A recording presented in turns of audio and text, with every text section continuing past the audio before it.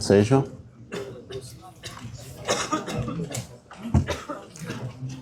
بسم اللہ الرحمن الرحیم، اللہم صلی علی محمد وعلی آل محمد کما صلیت علی ابراہیم وعلی آل ابراہیم انک حمید مجید۔ سبحانک لا علم لنا الا ما علمتنا انک انت العلیم الحکیم۔ یہ دوسرا محاضرہ شروع ہو رہا ہے، اور دوسرے محاضرے کے اہم مباحث اور عنوانات یہ ہے کہ اس میں اسلام سے قبل عربوں کی کیفیت کیا تھی اور کون سے فرقے آباد تھے، پھر اسلام آنے کے بعد رسول اللہ صلی اللہ علیہ وسلم کی تشریف لے جانے کے بعد کون سے فتنے سر اٹھانے لگے، اور سب سے اہم مسئلہ اس محاضرے میں مشاجرات صحابہ کا ہے، جس کے اندر بہت سارے لوگ پھسل گئے ہیں اور اعتدال کے راہ کو کھو گئے ہیں۔ تو اس میں اہل سنہ والجماعہ کی جو معتدل رائے ہے وہ آپ کی خدمت میں پیش کی جائے گی، اور اسی طرح جو اصول فرق ہے، فرقے تو سینکڑوں اور یوں کہیے کہ ہزاروں میں چلے گئے ہیں، لیکن جو اصول فرق ہے ان کا بھی بیان ہوگا۔ پھر انہی اصول فرق سے دوسرے فرقے بعد میں پیدا ہو گئے۔ تو سب سے پہلے بات یہ ہے کہ رسول اللہ صلی اللہ علیہ وسلم کے بعثت سے پہلے عرب جن تاریکیوں میں ڈوبے ہوئے تھے وہ بہت ساری تاریکیاں تھیں، اور عبادت کے لحاظ سے تو بالکل جہالت کے اندر ڈوبے ہوئے تھے، اور بتوں کو سجدہ کرتے تھے، اور اس حوالے سے وہ اتنے مبالغہ کرتے تھے کہ جب کسی سفر پر نکلتے اور ان کو عبادت کے لیے کوئی بت یا پتھر نہیں ملتا تو ریت کو اکٹھا کر کے اوپر اپنی بکری کو دو دیتے، تو جو ریت کا ٹکڑا ہو تو تھوڑا سا سخت ہو جاتا تو اس کے سامنے سجدہ کر دیتے کہ یہ میرا خدا ہے۔ سفر میں کہیں سانپ وغیرہ دیکھا خوبصورت سا، اس کو سجدہ کیا کہ یہ میرا خدا ہے۔ کوئی اچھا جانور دیکھا، اس کو دیکھ کر کہتے کہ یہ میرا خدا ہے۔ اس کی نظیر آج کل ہندو میں آپ دیکھ سکتے ہیں، جو جہالت کے وقت میں عرب کے اندر تھا، اس وقت اس کی نظیر ہندو کے اندر ہے۔ شیخ الاسلام علامہ شبیر احمد عثمانی رحمہ اللہ فرماتے ہیں کہ ہندو کی خداؤں کی تعداد تقریباً 33 کروڑ ہے، 35 کروڑ۔ یہاں تک کہ ابھی ایک خبر میں پڑھ رہا تھا کہ ہندوستان کے کسی صوبے میں ایک بندر کے اندر ان لوگوں نے چوہوں کو پالا ہے، اور لاکھوں کی تعداد میں چوہے ہیں، ان کو دودھ پلاتے ہیں اور ان کا خیال رکھتے ہیں، کہتے ہیں ہمارے خدا ہے، دیوتا ہے، معاذ اللہ۔ تو دین کی نور سے دوری کی وجہ سے لوگ ایسے جہالت میں پڑ جاتے ہیں، اور ان کے آنکھیں اس طرح اندھے ہو جاتے ہیں۔ رسول اللہ صلی اللہ علیہ وسلم کی بعثت سے پہلے عربوں کا بھی یہی حال تھا، بلکہ اس موضوع پر عربوں نے مستقل کتابیں لکھی ہیں۔ چنانچہ ابن الکلبی نے کتاب لکھی ہے کتاب الاصنام، جو وزارت مصر نے چھاپی ہے، اچھی خاصی ضخیم کتاب ہے، اور اس کتاب میں عربوں کی مختلف قبیلی کی بتوں کا تعارف ہے۔ یہاں آپ کے سامنے حاشیے میں تقریباً 28-30 بتوں کا میں نے تذکرہ کیا ہے، جو مختلف قبیلوں کے تھے، جیسے عزا ہے، منات ہے، حبل ہے، لات ہے، ود، سوا، یغوث اور یعوق، نصر، اساف ہے، رضی ہے، مناف ہے۔ مناف وہی بت ہے جس کی وجہ سے قریش کو عبد مناف کہا جاتا تھا۔ تو یہ ان کی بت ہوتے تھے، اور ان بتوں پر ان کا اعتقاد تھا، ایمان تھا۔ تو عرب تو خود اس کیفیت میں تھے، ان کی دینی حالت تو بالکل ختم ہو گئی تھی اور جہالت میں ڈوبے ہوئے تھے۔ مستزاد اس پر یہ ہے کہ عرب معاشرے کے ارد گرد جو دوسرے فرقے ہیں ان کی بھی حالت بدتر ہو گئی تھی۔ مثلا عیسائی، تو نصارہ کی حالت بھی ان کے اصل دین پر قائم نہیں رہی، کیونکہ تو انجیل کے اندر تو سینکڑوں تحریفات ہو گئے تھے، اور خود مستضاد اس پر جو ہے نا ان کی پادریوں کی بدعات تھے، تو وہ ان بدعات اور ان شرکی عقیدوں میں ڈوبے ہوئے تھے۔ مثلا ان کے عقیدوں میں ایک یہ تھا کہ جب کسی پادری کو زمین کی ضرورت ہوتی تھی تو وہ اعلان کرتا کہ اگر یہ زمین کوئی خریدے، مثلا 1 ایکڑ 2 ایکڑ، تو میں ان کو ایک سٹامپ دوں گا، وہ سٹامپ آخرت میں اس کا کام آئے گا، اور اتنی زمین جنت میں اس کو الاٹ کر دی گئی ہے۔ تو باقاعدہ سٹامپ دیتا اور وہ کہتا کہ یہ اپنے قبر میں اپنے ساتھ دفن کر دو، اور آخرت کے دن جو ہے نا یہی اسی سٹامپ کے ذریعے سے آپ کو جنت میں اتنی زمین الاٹ کر دی جائے گی، اور لوگ اس پر عمل کرتے تھے، یہ جہالت کی وجہ سے کرتے ہیں۔ اور اسی طرح وہ حلول کے بدترین عقیدے کے قائل تھے، اور ان کا عقیدہ یہ تھا کہ سیدنا عیسیٰ علیہ السلام کے اندر معاذ اللہ اعوذ باللہ ان کے اندر اللہ تعالیٰ اندر چلا گیا ہے اور اس کے ساتھ گل مل گیا ہے۔ ان کا عقیدہ تھا کہ ایک اب ہے، دوسرا ابن ہے، اور تیسرا روح القدس ہے۔ اب سے مراد اللہ تعالیٰ لیتے تھے، اور ابن سے مراد عیسیٰ علیہ السلام لیتے تھے، اور روح القدس سے مراد سیدنا جبریل علیہ السلام، اور بعض کے نزدیک روح سے مراد جو ہے نا مریم علیہ السلام لیتے تھے۔ حاشی پر میں نے عیسائیوں کی مختصر فرقوں کا تذکرہ کیا ہے، جیسے کہ ملکانیہ ہے، نستوریہ ہے، یعقوبیہ ہے، اور فرفروسیہ ہے، الارمنوسیہ ہے، اور اسی طرح جو جدید فرقوں میں سے ایک ان کا ہے پروٹیسٹنٹ، یہ جدید پسند فرقہ ہے۔ یہ جو پرانے فرقے ہیں ان سے بالکل مخالف فرقہ ہے اور جدت پسند فرقہ ہے۔ تو یہ مختلف فرقے تھے، اب تو اور بھی ان کے اندر فرقے بن گئے ہیں۔ اور سینٹ پال جو ان کے اندر ایک آدمی گھسا تھا، سینٹ پال نے ان کی دینی عیسوی کو بالکل گڑبڑ کر دیا۔ اور سینٹ پال جو تھا اصل میں یہ یہودی تھا، یہودیوں نے باقاعدہ تشکیلیں کی، مسلمانوں کی طرف تشکیل کی، ایک منافق کی، عبداللہ بن سبا کی، لیکن عبداللہ بن سبا کے راز تو کھل گئے، کیونکہ الحمدللہ اسلام کی حفاظت تو اللہ کرتا ہے، لیکن دوسری طرف ان یہودیوں کی طرف سے سینٹ پال گھس گیا، اور انہوں نے عیسائیوں کے اندر اتنا نام کمایا کہ اس درجے تک وہ پہنچ گیا کہ وہ باقاعدہ ان کے مذہب کے مجتہد بن گئے، یا یوں کہیے کہ وہ جو بات بولتا تھا اور جو تحریف کرتا تھا کہ نہیں انجیل کی عبارت یہ ہے وہ نہیں ہے، تو انہی کو عیسائی لوگ اعتقاد بنا دیتے تھے۔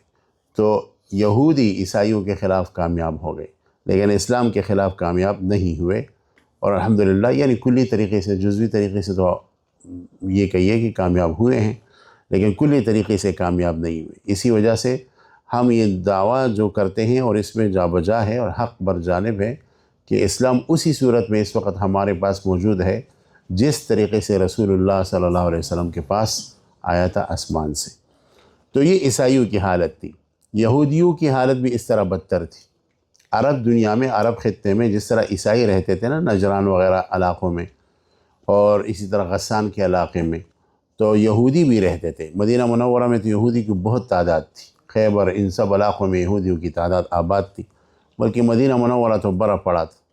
تو یہودیوں کی حالت بھی یہ بدتر ہو گئی تھی، بلکہ اصل میں جو تجسیم کا عقیدہ ہے نا دوسری ادیان میں یہودیوں کی طرف سے آیا ہے۔ اسلام کے اندر بھی یہودی مذہب سے یہ جو تجسیم کا عقیدہ ہے یہ آیا ہے۔ ابھی حال ہی میں ایک کتاب لکھی گئی ہے دکتور صہیب صاحب نے، صہیب سقار، بہت ہی قیمتی آدمی، خود سابقہ سلفی تھا، بعد میں جب اس نے صفات اور عقائد پر مطالعہ کیا تو سلفیت سے توبہ کی، اور پھر انہوں نے کئی کتابیں لکھی۔ 2 کتابیں ان کی بہت اہم ہیں۔ ایک کتاب کا نام ہے کہ خبر الواحد لیس بحجہ فی العقیدہ، ہمارے پاس یہاں مکتبے میں ہے، اور دوسری کتاب ہے الفکر التجسیمی فی الاسلام، الفکر التجسیمی فی الاسلام۔ یہ بھی دکتور صہیب سقار کی بہترین کتابوں میں شمار کی جاتی ہے اور اسے پڑھنا چاہیے۔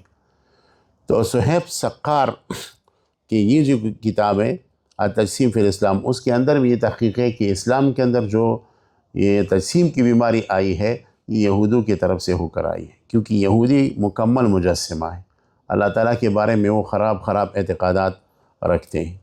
کہتے ہیں کہ جب اللہ تعالیٰ نے 7 آسمانوں کو پیدا کیا تو 7ویں آسمان کے اوپر چت لیٹ گئے، اور ایک پاؤں کی دوسرے اوپر پاؤں کے اوپر دوسرا پاؤں رکھا اور کہا کہ میں بہت تک گیا ہوں معاذ اللہ۔ اور اسی طرح ان کے عقیدوں میں سے ایک عقیدہ یہ ہے کہ اللہ تعالیٰ بس اوقات اپنے محبوب لوگوں کے ساتھ کشتی بھی لڑتا ہے۔ چنانچہ ان کے عقیدے میں ہے کہ ایک مرتبہ اسرائیل علیہ السلام، یعقوب علیہ السلام کے ساتھ کشتی اللہ پاک لڑنے لگا۔ اللہ پاک نے ظہور کیا انسانی شکل میں، حالانکہ اللہ تعالیٰ کا انسانی شکل میں ظہور کرنا یہ محالات میں سے ہے، بالکل جھوٹ ہے۔ تو ان کا عقیدہ یہ ہے کہ اللہ تعالیٰ انسانی شکل میں آئے اور سیدنا یعقوب علیہ السلام سے کشتی لڑنے لگے، کبھی وہ اوپر کبھی یہ اوپر، آخر میں حضرت یعقوب علیہ السلام اللہ تعالیٰ کے پیٹ پر بیٹھ گئے اور اس کو نیچے کر دیا، زیر کر دیا۔ تو اللہ تعالیٰ نے نعوذ باللہ کہا ان کی کتابوں میں ہے کہ کیا تم مجھے جانتے ہو؟ اس نے کہا نہیں، آپ کو نہیں جانتا۔ کہنے لگا میں آپ کا رب ہوں، اٹھ جاؤ۔ تو پھر اس کے بعد یعقوب علیہ السلام اٹھا۔ ان کی کتابوں میں جو تورات ہے نا، تورات کی کتابوں میں شروع میں تلمودہ سب سے معتبر ہے۔ یہ سب چیزیں تلمودہ کے اندر لکھی ہوئی ہیں، اور تلمودہ عبرانی زبان میں ہے، ابھی عربی زبان میں بھی اس کا ترجمہ ہوا ہے۔ دوسری جو تورات ہے، تورات کی جو حواشی ہے نا، جو ان کی بڑے بڑے ربیوں نے لکھی ہے، جو یہودیوں کی ربی ہے، اس کا بھی ابھی عربی ایڈیشن 2 جلدوں میں چھپ گیا ہے۔ تو یہ جو ان کے غلط عقائد ہیں، ایک محقق کو چاہیے کہ وہ ان کو مطالعہ کرے۔ یہودیوں کے اندر میں بہت سارے فرقے بنے، ان فرقوں کا بھی ادھر یہاں ہم نے ذکر کیا ہے حاشیے پر، آپ پھر تکرار میں اس کو لے لیجئے گا۔ العنانیہ ہے، اسی طرح العیسویہ ہے، اسی طرح المقاربہ ہے، مشکانیہ ہے، اور السامرہ ہے۔ یہ تمام فرقے یہودی سے نکلے ہوئے ہیں۔ تو یہ حال یہودیوں کا تھا، اور ان کے ارد گرد تقریباً قریب میں مجوس بھی رہتے تھے۔ مجوس چونکہ فارس اور جزیرۃ العرب کے تجارتی تعلقات بحال تھے، ادھر سے تاجر وہاں جاتے تھے، وہاں سے ادھر آتے تھے، اور وہ مجوسی عقیدہ رکھتے تھے۔ مجوس کے اندر جو ان کا عقیدہ تھا، وہ کہتے ہیں کہ خدا 2 ہے، ایک شر کا خدا ہے، ایک خیر کا خدا ہے۔ شر کا خدا شیطان ہے، جس کو وہ اہرمن کہتے ہیں، اہرمن، اور خیر کا خدا کہتے ہیں کہ وہ اللہ ہے جو روشنی پیدا کرتا ہے، اندھیروں کو نہیں پیدا کرتا، روشنی کو پیدا کرتا ہے، اور اس خدا کو یزدان کہتے ہیں، اس خدا کو یزدان کہتے ہیں۔ اور ان کا عقیدہ یہ ہے کہ یزدان اور اہرمن کے درمیان اکثر کشتی ہوتی رہتی ہے، تو جب اہرمن غالب آ جاتا ہے تو دنیا میں شر ہوتا ہے، اور جب یزدان غالب آ جاتا ہے تو دنیا میں خیر پھیلتا ہے۔ تو ظاہر ہے اس کا مطلب ہے کہ اہرمن ہر وقت غالب رہتا ہے، کیونکہ خیر تو کم ہی ہے دنیا میں، تو یزدان مغلوب رہتے ہیں اکثر۔ اسی وجہ سے ہم کہتے ہیں کہ یزدان نام رکھنا ٹھیک نہیں ہے، جائز نہیں ہے۔ میں ایک جگہ گیا تھا، تو وہاں کچھ بچوں کو ختم پڑھایا، پھر اس کے بعد ان کی دستربندی ہو رہی تھی، تو ایک بچے کا نام لیا یزدان بن عبداللہ۔ تو میں نے ان سے کہا کہ بھائی یزدان تو ایک بت کا نام ہے اور مجوس کے خدا کا نام ہے، آپ کس طرح اس طرح رکھ سکتے ہیں؟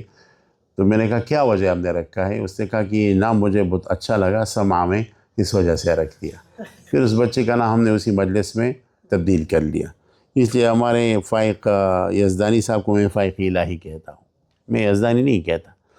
اگرچہ حضرت تھانوی نے نکتہ لکھا ہے کہ بس اوقات ناموں پر جب اسلامی غلب آ جائے تو وہ ٹھیک رہتے ہیں، یزدان کے بارے میں لکھا ہے حضرت تھانوی نے، لیکن تحقیق اور احتیاط کا تقاضا یہ ہے کہ یزدان ایسا ہے جیسے کہ بھگوان ہے، تو جس طرح بھگوان نام رکھنا جائز نہیں ہے تو یزدان نام رکھنا بھی جائز نہیں ہونا چاہیے۔ ہمارے اردو کے ادبا بھی اس کو استعمال کرتے ہیں، ادیب مثلا وہ کہتے ہیں کہ مشیتی یزدی نے اس طرح چاہا، تو یہ جو تعبیر ہے یہ بھی غلط ہے، احتیاط سے بالاتر ہے۔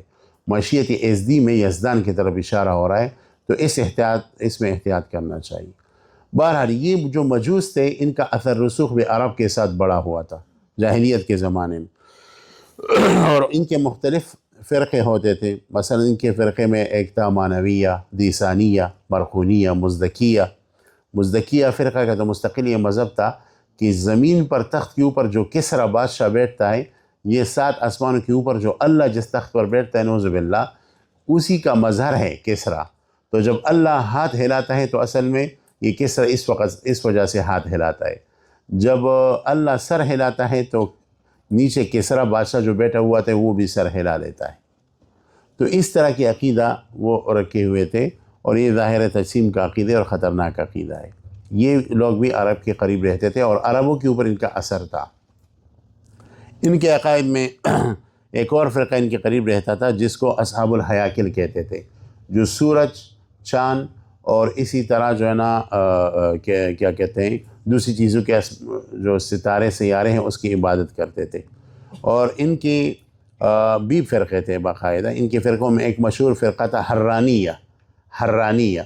تو حرانیہ فرقے کا عقیدہ یہ تھا کہ اللہ واحد و کثیر، اللہ واحد ہے فی ذاتی اور کثیر ہے بایمانہ، کہ زمین کے اندر جو بھی اچھے لوگ ہوتے ہیں نا، جس کو ہم اولیاء کہتے ہیں، تو کہتے ہیں جو بھی اچھے لوگ ہوتے ہیں ان کے اندر اللہ تعالیٰ کی روح گھس آتی ہے۔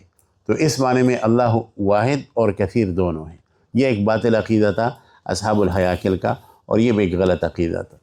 ایسے حالات میں جو ارد گرد بالکل اندھیرے تھے، ایسے حالات میں اللہ عز و جل کا یہ فیصلہ آیا کہ رسول اللہ صلی اللہ علیہ وسلم کی بعثت ہوئی، اور حضور صلی اللہ علیہ وسلم نے انتھک محنت کی، اعلیٰ محنت کی، اور ان کے محنت کے نتیجے میں عرب کے اس مشرکانہ یہ کہیے کہ معاشرے سے بڑے بڑے لوگ اللہ تعالیٰ نے پیدا کیے، اور ایسے لوگ پیدا ہوئے جن کو صحابہ کرام رضی اللہ عنہم اجمعین کہا جاتا ہے، جن کے بارے میں اللہ تعالیٰ نے اعلان کیا کہ رضی اللہ عنہم ورضوا عنہ، کہ اللہ تعالیٰ ان سے راضی ہے، اور قرآن نے ان کو معیار بنایا، آمنو کما آمن الناس، آمنو کما آمن الناس، یعنی باقاعدہ معیار بن گئے یہ اللہ تعالیٰ کی طرف سے۔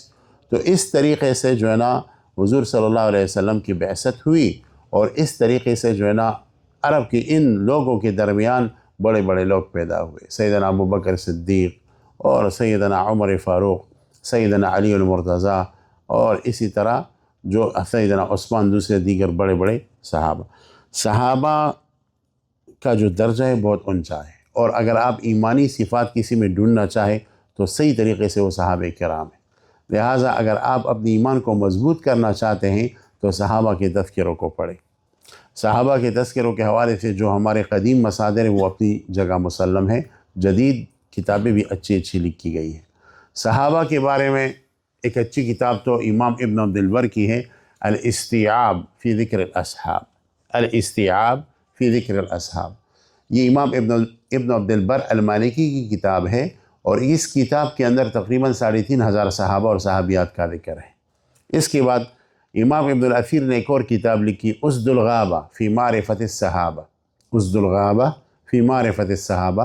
اس میں پھر انہوں نے اور استقصاء کیا، اور تقریباً 7500 صحابہ اور صحابیات کا تذکرہ کیا۔ لیکن اس موضوع پر سب سے محقق اور جامع کتاب حافظ ابن حجر عسقلانی رحمہ اللہ کی ہے، اور اس کا نام ہے الاصابہ فی تمیز الصحابہ۔ یہ تقریباً جو سب سے بہترین نسخہ ہے 16 جلدوں میں شائع ہوا ہے، دارالعالم الفوائد سے 16 جلدوں کے اندر یہ سب سے بہترین نسخہ ہے، اور اس پر تحقیق بھی اچھی ہے۔ اور الاصابہ کے اندر تقریباً 12500 صحابہ اور صحابیات کا ذکر ہے، 12500 صحابہ اور صحابیات کا ذکر ہے، تو یہ سب سے اعلیٰ کتاب ہے۔ جدید کتابوں میں سب سے بہترین کتاب جس میں ایمانی جذبہ ہے وہ حیات الصحابہ ہے، حضرت مولانا محمد یوسف کاندیلوی رحمۃ اللہ علیہ کا، جو ایک ایمانی جذبے کے ساتھ لکھی گئی ہے۔ اور اگر آپ چاہیں کہ میں صحابہ کی ایمان کے اندازے کو دیکھوں تو آپ اس کتاب کو پڑھیں۔ البتہ عوام کے اندر جب اس کتاب سے تعلیم کی جائے تو ضروری کہ ایک قابل فقیہ اور محدث اس پر ایک حاشیہ لکھے، کیونکہ بہت ساری باتیں ہیں کہ عوام کو بتانے کے لیے نہیں ہے، اور اگر ان کے سامنے ہو بھی تو اس پر ایک مناسب حاشیہ چڑھا دیا جائے جس سے اس کی اشکالات جو ہے نا حل ہو جائے، کوئی مسئلہ ان کو پیدا نہ ہو۔ تو بہرحال یہ ایسی کتابیں ہیں جو اس حوالے سے سب سے جامع ہیں، اور بھی جدید اس موضوع پر بہت سارے کام ہوئے ہیں، آپ اس کو دیکھ سکتے ہیں۔ لیکن ایک بات ہے کہ صحابہ کے بارے میں ان حضرات کو آپ دیکھ سکتے ہیں جن حضرات کا قلم جچا تلا ہو، اور یہ کہیے کہ ایک تجربہ کار آدمی ہو، اور ان کے سامنے اہل سنت والجماعت کا تمام عقیدہ ہو، مخالفین کے عقائد بھی ہو۔ معاصرین میں سے بہترین کتابوں میں ہمارے اکابر دیوبند میں حضرت مولانا محمد نافع صاحب رحمۃ اللہ علیہ کی کتابیں بہترین، ان کی کتابوں میں رحماء بینہم، میرے خیال میں عربی کتابوں میں ایسی کتاب نہیں ہے، اردو میں تو نہیں ہے، عربی میں ایسی کتاب نہیں ہے۔ اس کا رحماء بینہم کا عربی بھی ترجمہ ہوا ہے، لیکن وہ ترجمہ ٹھیک نہیں ہے، بہتر ترجمہ ناکام ترجمہ کہی ہے اس کو۔ تو رحماء بینہم ایک بہترین کتاب ہے، پہلے یہ 2-3 جلد میں چھپی تھی، اب 1 جلد میں بھی چھپ گئی ہے، تو اس موضوع پر شاندار کتاب ہے۔ اور اسی طرح حضرت مولانا محمد نافع صاحب رحمہ اللہ کی دوسری کتاب علی المرتضیٰ، ہمارے پاس ادھر ہے نا، دکھاؤ۔ ہاں یہی سیرت و سیدنا علی المرتضیٰ رضی اللہ تعالیٰ عنہ، یہ بھی اپنے موضوع پر شاندار کتاب ہے، بہت بہترین کتاب ہے۔ اسی طریقے سے حضرت معاویہ رضی اللہ تعالیٰ عنہ کے اوپر ان کی کتاب ہے سیرت حضرت معاویہ، وہ بھی اپنے موضوع کے لحاظ سے بہترین کتاب ہے۔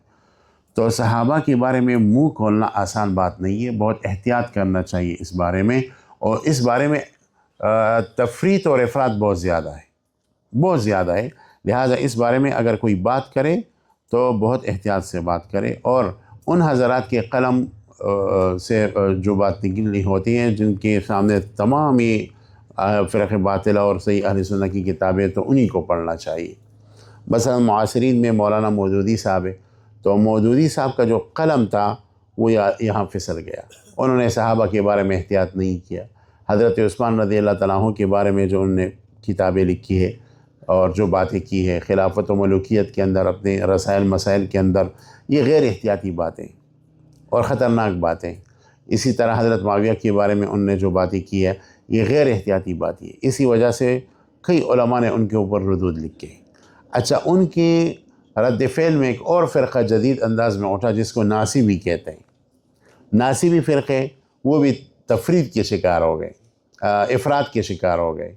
تو یہ دونوں فرقے آمنے سامنے ہوئے، ایک پر تشیع کا غلبہ آ گیا اور دوسری پر ناصبیت کا غلبہ آ گیا، تو اس وجہ سے یہ دونوں فرقے راہ اعتدال سے ہٹ گئے۔ مثلا مودودی صاحب جو ہے وہ تشیع کی طرف مائل ہو گئے اور صحابہ کے مخالف ہو گئے، حضرت معاویہ پر کڑی تنقیدیں کی، اور اسی طرح حضرت عثمان پر کڑی تنقیدیں کی۔ حضرت مولانا یوسف لدھیانوی رحمہ اللہ نے بہت عجیب بات کہی ہے، اور مودودی حضرات سے کہا ہے کہ اگر جو باتیں ابو العلا مودودی صاحب نے صحابہ کے بارے میں کی ہے، فرض کر لے وہ باتیں میں مودودی صاحب کے بارے میں کروں تو یقیناً آپ کو غصہ آئے گا۔ جب آپ کو مودودی صاحب کے بارے میں وہ باتیں برداشت نہیں ہے تو صحابہ کے بارے میں کیوں برداشت کی جاتی ہے؟ بہت آسان سی بات انہوں نے کہی ہے اختلاف امت اور صراط مستقیم کے اندر۔ اسی طرح ان کے رد فعل میں ایک فرقہ پیدا ہوا، ناصبی۔ ان کا جو بڑا تھا محمود احمد عباسی تھا، اور یہ خطرناک آدمی تھا۔ محمود احمد عباسی امروہوی، یہ اصل میں کراچی کے ایمبیسی میں نوکر تھا، اور اس نے اس نازک موضوع پر قلم اٹھایا اور حضرت علی رضی اللہ تعالیٰ عنہ کا مخالف ہو گیا، کٹر یزیدی بن گیا، اور یزید کو امیر المؤمنین کہتا تھا۔ یزید کے بارے میں معتدل رائے جمہور علماء کی ہیں کہ یزید فاسق تھا اور مستحق لعنت تھا، لیکن لعنت بالفعل نہیں کرنا چاہیے، اس سے سکوت کرنا چاہیے۔ محققین علماء یہ کہتے ہیں یزید کے بارے میں۔ اس بارے میں جو سب سے بہترین کتابیں ہیں وہ حضرت مولانا قاضی مظہر حسین صاحب رحمۃ اللہ علیہ کی کتابیں ہیں، جو شیخ الاسلام حضرت مدنی کے شاگرد بھی تھے اور خلیفہ بھی تھے۔ تو ان کی اس موضوع پر جو کتابیں ہیں، کشف خارجیت ہے اور مشاجرات صحابہ ہے، تو یہ کتابیں اس موضوع پر بہت عمدہ ہیں اور اچھی ہیں، اور انہوں نے بہت اعتدال سے اس پر قلم اٹھایا ہے۔ تو یہ افراط و تفریط آ گئی، یزید کا جو مسئلہ آیا اس دوران، یہ آپ سمجھیے کہ مولانا مودودی صاحب کی جو کتاب ہے خلافت و ملوکیت، اس پر بہت سارے لوگوں نے کام کیا۔ ان کاموں میں سے بہترین کام شیخ الاسلام حضرت مولانا مفتی تقی عثمانی محمد تقی عثمانی صاحب دامت برکاتہم العالیہ وأطال اللہ بقاہ بخیر وعافیہ وحفظہ اللہ ورعاہ، ان کی کتاب سب سے بہترین ہے کہ انہوں نے خلافت و ملوکیت پر جو رد لکھی ہے۔ اور ایک دو کتابیں اور بھی ہیں، مولانا محمد میاں صاحب کی کتاب ہے شواہد تقدس، اور بھی کتابیں ہیں۔ ان کتابوں میں سے ایک کتاب مولانا اسحاق سندیلوی صاحب نے لکھی ہے۔ مولانا اسحاق سندیلوی صاحب کی کتاب کا نام ہے اظہار حقیقت، اور یہ 3 ضخیم جلدوں میں، لیکن افسوس سے یہ کہنا پڑ رہا ہے مجھے کہ اس کتاب میں وہ زیادہ اعتدال سے ہٹ گئے تھے۔ اگرچہ انہوں نے حضرت معاویہ کا دفاع کیا، حضرت عثمان کا دفاع کیا، لیکن دوسری طرف وہ حضرت علی کے مخالف ہو گئے اور دیگر صحابہ کے مخالف ہو گئے۔ تو اظہار حقیقت کتاب کے اندر وہ زیادہ اعتدال سے ہٹ گئے تھے، اور بہت سارے افراط و تفریط آ گئے تھے۔ اظہار حقیقت کے اوپر بھی پھر علماء نے ردود لکھے، مولانا قاضی مظہر حسین صاحب کی کتابیں ہیں، تو اس حوالے سے پھر ان کو دیکھنا چاہیے۔ تو افراط و تفریط سے آپ حضرات بچیں گے، اس میں بہت جو ہے نا آپ کوشش کریں گے۔ تو یوں صحابہ کے حوالے سے یہ بات درمیان میں بطور جملہ معترضہ آیا کہ اگر آپ نے ایمانی صفات سیکھنے ہیں تو صحابہ کے تذکرے کو ضرور جو ہے نا پڑھے، اور صحابہ پر جو لوگ اعتراض کر رہے ہیں وہ غلط ہے۔ رسول اللہ صلی اللہ علیہ وسلم کی دنیا سے تشریف لے جانے کے بعد فتنے سر اٹھانے لگے، بلکہ رسول اللہ صلی اللہ علیہ وسلم کی زندگی کے آخری حصے میں مسیلمہ کذاب نے باقاعدہ نبوت کا دعویٰ کیا۔ مسیلمہ کذاب جو تھا، اس کا پورا نام ابو ثمامہ مسیلمہ بن کبیر بن حبیب الوائلی تھا، اور یہ اس کا اعتقاد یہ تھا کہ اصل میں جس طرح حضور علیہ السلام پیغمبر ہے، میں ان کی پیغمبری کا انکار نہیں کرتا، لیکن میں بھی اللہ کا پیغمبر ہوں اور مجھے بھی باقاعدہ وہی آتی ہے۔ اور انہوں نے باقاعدہ اپنے 2 ایلچی حضور علیہ السلام کی خدمت میں بھیجے اور خط لکھا حضور کو۔ وہ خط کا نص یہ ہے: من مسیلمہ رسول اللہ، معاذ اللہ، من مسیلمہ رسول اللہ الی محمد رسول اللہ، السلام علیکہ اما بعد، فإنی قد اشرکت فی الامر معکا ولنا نصف الارض ولقریش نصفها ولکن قریشا قوم یعتدون، کہ آدھی زمین میری ہے عرب کی اور آدھی زمین آپ کی ہے، لیکن آپ کی قوم قریش مجھے نہیں چھوڑتے، آرام سے رہنے نہیں دیتی۔ حضور علیہ السلام نے جب اس خط کو پڑھا تو ایلچیوں سے پوچھا کہ کیا تم بھی اس کے عقیدے پر ہو؟ انہوں نے کہا کہ ہاں، ہم ان کی امتی ہیں۔ حضور نے فرمایا: اما واللہ لولا ان الرسل لا تقتل لضربت اعناقکم، اگر یہ ایک دستور نہیں ہوتا دنیا میں کہ ایلچی کا قدر کیا جاتا ہے، تو اگر یہ دستور نہ ہوتا تو میں آپ دونوں کا جو ہے سر اڑا دیتا اور تمہیں قتل کر دیتا، لیکن یہ دستور ہو چلا ہے، اس کی وجہ سے تم لوگوں کو قتل نہیں کرتا۔ پھر حضور نے ان کو ایک خط پکڑایا اور کہا کہ لے جاؤ مسیلمہ کذاب کو، اور اس میں لکھا: من محمد رسول اللہ الی مسیلمہ کذاب، السلام علی من اتبع الہدی، اما بعد فإن الارض للہ یورثها من یشاء من عباده والعاقبۃ للمتقین۔ اس خط کے ایک ایک کلمے سے روح اور روشنی ٹپکتی ہے، ہدایت ٹپکتی ہے، اور آپ دیکھیں غور سے تو مسیلمہ کذاب کے خط کے ایک ایک لفظ سے جو ہے نا اندھیرا ٹپکتا ہے۔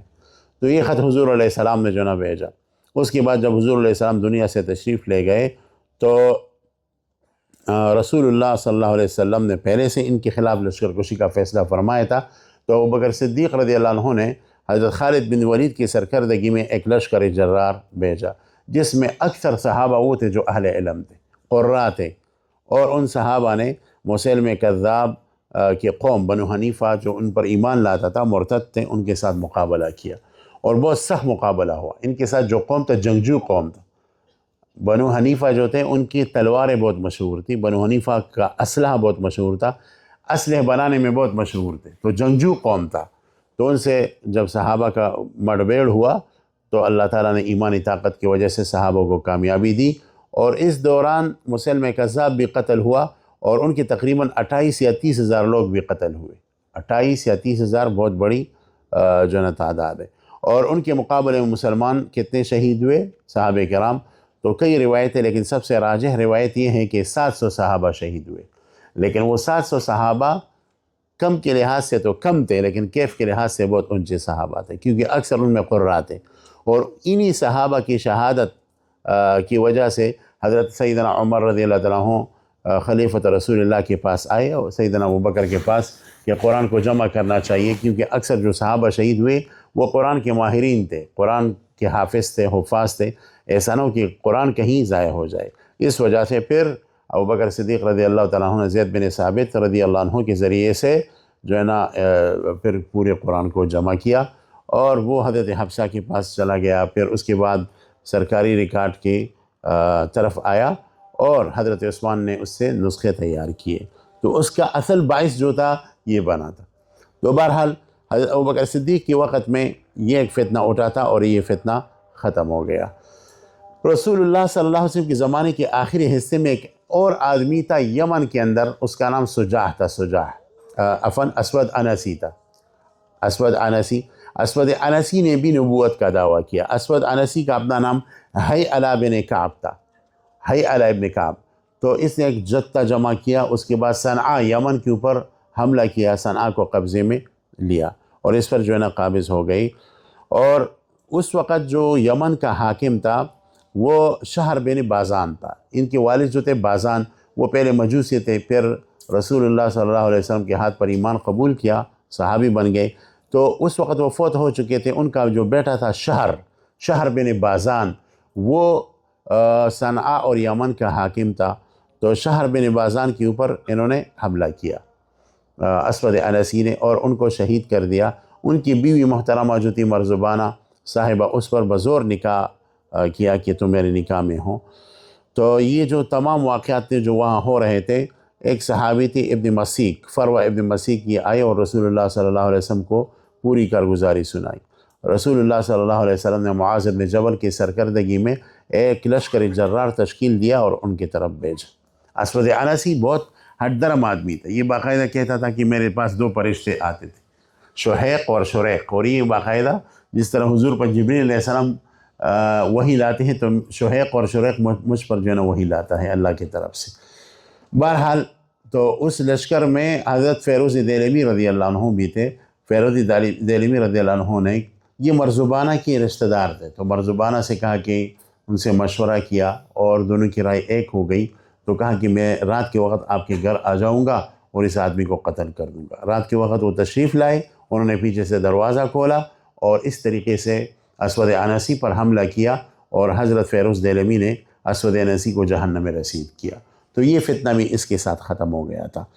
اس زمانے میں ایک خاتون تھی جس کا نام سجاح تھا، سجاح بنت الحارث بن سوید، یہ بعد میں مسلمان ہو گئی، لیکن یہ تھی بہت قابل خاتون، اور اس نے بھی نبوت کا دعویٰ کیا۔ ان کو تقریر کا سلیقہ آتا تھا۔ بعض خواتین ہوتی ہیں نا تقریر بہت زبردست کرتے ہیں نا، ایسے زبردست تقریر کرتے کہ ایسے مردوں کو بھی نہیں آتا تقریر، بلکہ زبان دراز تو ویسی بھی ہوتی ہے، تو تقریر میں بس اوقات ماہر ہو جاتی ہے۔ ہم اسلام آباد میں ایک ہوٹل میں بیٹھے ہوئے تھے، کھانا کھا رہے تھے، میرے پاس ایک ساتھی بھی تھا، تو قریب کے ہوٹل میں ایک تقریر لگا ہوا تھا اور بہت جوشیلا تقریر تھا، بہت جوشیلا۔ میرے ساتھی کہا یہ مسعود اظہر صاحب ہے، کون ہے یار زبردست تقریر کر رہا ہے؟ تو میں نے کہا کہ جاؤ یہ تقریر کرنے والا کون ہے، مجھے شک پڑ رہا ہے مسعود اظہر صاحب نہیں۔ جب وہ تحقیق کے لیے گھر واپس آئے تو ہنس رہا تھا۔ میں نے کہا کیوں ہنس رہے، کون ہے؟ کہنے لگے یہ تو بے نظیر بٹو ہے۔ بے نظیر بٹو تقریر کر رہی، یعنی وہ بھی تقریر میں بہت ماہر تھی، بے نظیر بٹو صاحبہ، وہ بھی تقریر اچھی کر لیتے تھے۔ تو بعض خواتین اس طرح کی تقریر بھی اچھی کر لیتے۔ تو سجاح جو اس نے نبوت کا دعویٰ کیا تھا، گریجویٹ خاتون تھی اور سمجھدار خاتون تھی، لیکن یہاں اس نے دعویٰ غلط کیا، اور بعد میں مسیلمہ کذاب کو جب اندازہ لگا کہ مسلمانوں کا میں اکیلے سے مقابلہ نہیں کر سکتا، تو اس نے سجاح کو دعوت دی کہ میں کچھ مذاکرات کرنا چاہتا ہوں۔ خیمے میں مذاکرات ہوئے، جب باہر نکلے تو سجاح نے اپنے امتیوں کو کہا کہ میں تو نکاح کرنا چاہتی ہوں مسلمے سے۔ لوگوں نے کہا کہ تم لوگوں کو ہم نے مذاکرات کے لیے بٹھایا تھے، نکاح کا مسئلہ کدھر سے آ گیا؟ بہرحال دونوں نے نکاح کر دیا۔ پھر سامنے ایک مسئلہ آیا کہ نکاح تو ہو گیا، تو یہ اس میں مہر کیا ہوگا؟ یہ جو سجاح تھے ان کی امتیوں نے کہا کہ مہر کیا ہوگا؟ تو یہ سجاح نے پھر مسلمے کو کہا کہ میرا مہر کیا ہے؟ مسلمہ سوچنے لگا، پھر آخر میں کہا کہ میرے طرف سے مہر یہ ہے کہ تمام امتیوں کو اس خوشی میں مہر کے اندر عشاء کی اور فجر کی نماز معاف ہو گئی۔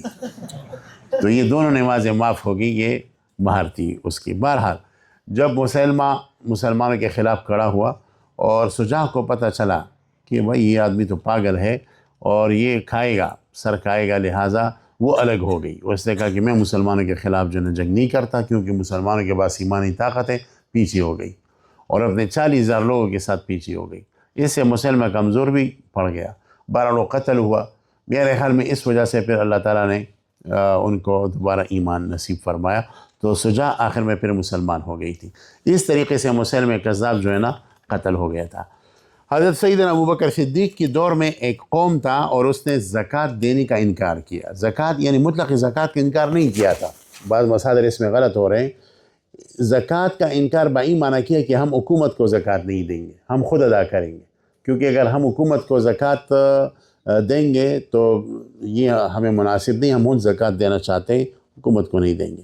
حضرت ابوبکر صدیق نے سوچا کہ یہ تو افراتفری پھیل جائے گی، تمام قومیں کہیں گے کہ ہم بیت المال کو زکوٰۃ نہیں دیں گے۔ اس پر حضرت ابوبکر صدیق نے لشکر کشی شروع کی، تو بعد میں ان سے مذاکرات ہوئے، مذاکرات کامیاب ہوئے، اور وہ اپنے فعل قبیح سے پیچھے ہو گئے کہ نہیں، ہم حکومت ہی کو زکوٰۃ دیں گے۔ اس طریقے سے فتنوں نے سر اٹھایا، لیکن ابوبکر صدیق نے اس کا قلع قمع کیا۔ سیدنا ابوبکر صدیق کے بعد سیدنا عمر فاروق رضی اللہ تعالیٰ عنہ کا سنہری دور آتا ہے، اور حضرت عمر فاروق کے زمانے میں بھی جس نے عقیدے کے اندر کوئی نقصان کیا، حضرت عمر فاروق ان کے خلاف کھڑے ہو گئے۔ ان کے زمانے میں کہا جاتا ہے کہ ایک آدمی تھا سبیق ابن عسل، اور سبیق ابن عسل جب مصر فتح ہوا اور اس طرح کی شام وغیرہ فتح ہوا، تو مسلمانوں کے لشکر میں سبیق ابن عسل پھرتا تھا اور کہتا تھا کہ الرحمن علی العرش استوى کیف استوى، یعنی ان کا تقسیم کا عقیدہ تھا، ذہن میں تقسیم کا عقیدہ چل رہا تھا۔ حضرت عمر بن عاص نے اس کو پکڑا اور کہا کہ یہ تو عقیدے کا مسئلہ ہے، تو امیر المؤمنین کو بتانا چاہیے۔ حضرت امیر المؤمنین کو خط لکھا اور اس آدمی کو قیدی بنا لیا اور بھیج دیا مدینہ منورہ۔ حضرت عمر نے جب خط کو بھیجا تو ایلچی کو کہا کہ تم اپنے اس کو گھر میں رکھو، حوالات میں رکھو، کل تک صبر کرو، میں کچھ فیصلے ہیں اس کو نمٹاؤں، اس کے بعد اس کے ساتھ دیکھتے ہیں۔ تو کل جب وقت آیا تو اس کو بلایا، تو اس سے پوچھا کہ آپ کا عقیدہ کیا ہے؟ وہ کہنے لگا کہ الرحمن علی العرش استوى کیف استوى، اور اس کے ذہن میں تقسیم کا عقیدہ چل رہا تھا۔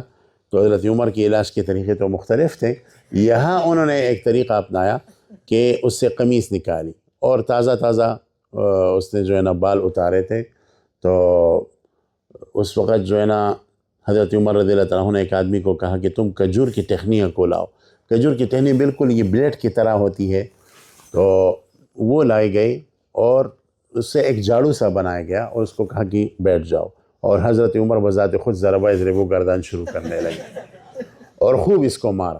یہ بزرگوں کی مار جو ہوتی ہے نا، یہ بھی ان کی بھلے کے لیے ہوتی ہے، اس کی وجہ سے اس بندی کی اصلاح ہوتی ہے، اور اس کو لہو لہان کر دیا۔ پھر کہا کہ اس کو حوالات میں بند کرو۔ 2-3 مہینے گزر گئے، دوبارہ لایا اور دوبارہ ضرب ضرب گردان شروع کیا، پھر لہو لہان کر دیا، زخمی کر دیا، پھر بند کیا۔ تیسری مرتبہ جب سبیق ابن عسل آئے تو حضرت عمر جب مارنے کے لیے آگے بڑھے تو اس نے کہا کہ امیر المؤمنین، خدا کے لیے اگر مجھے آپ قتل کرنا چاہیں تو فوراً قتل کریں، یہ کیا مسئلہ ہے؟ بس مارتے پھر چھوڑتے ہو، مارتے پھر چھوڑتے ہو، میرا قصہ ہی ختم کر دو، اور اگر آپ یہ چاہتی کہ میری اصلاح ہو تو خدا کی قسم جو پہلی مرتبہ مار پڑی ہے اس وقت اصلاح ہو گئی، تو دوبارہ مارنے کی کیا ضرورت ہے؟ تحصیل حاصل ہے، اس وقت اصلاح ہو گئی تھی۔ حضرت عمر نے پھر بھی احتیاطاً اس آدمی کو جلا وطن کیا اور ابو موسیٰ اشعری کے پاس بھیجا اور کہا کہ مسلمانوں کو کہو کہ ان سے بائیکاٹ کرے، خرید و فروخت بھی کوئی نہ کرے اور نہ کوئی بات کرے۔ اچھا، امیر المؤمنین کی بات ایسی چلتی تھی کہ اس وقت کوئی بھی مسلمان ان سے بات نہیں کرتا تھا، اور مکمل بات اس سے بند تھی، بے شرع بھی کوئی نہیں کرتا تھا، کسی واسطوں کے ذریعے سے وہ کر لیتا تھا، خود بذات خود بے شرع بھی اس کے ساتھ کوئی نہیں کرتا کہ امیر المؤمنین نے منع کیا ہے۔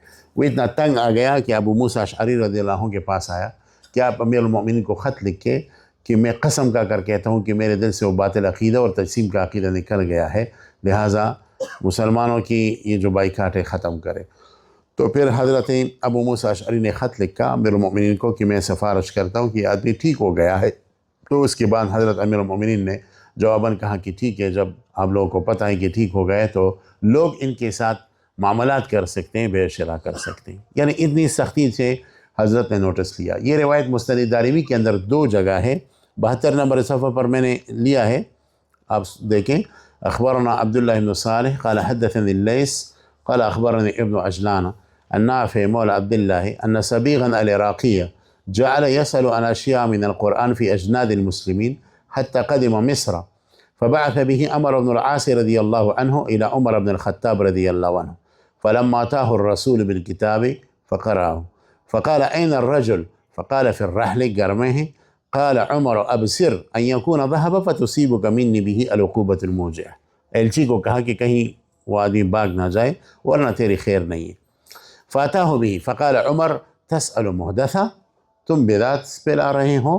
فأرسل عمر إلى رطائب من جريد فضربه بها حتى ترك ظهره دبرة ثم تركه حتى برأ ثم عاد له ثم تركه حتى برأ فدعا به ليعود له قال فقال سبيغ إن كنت تريد قتلي فاقتلني قتلا جميلا وإن كنت تريد أن تداويني فقد والله برأت. خدا کی قسم میرا ذہن ٹھیک ہو گیا ہے.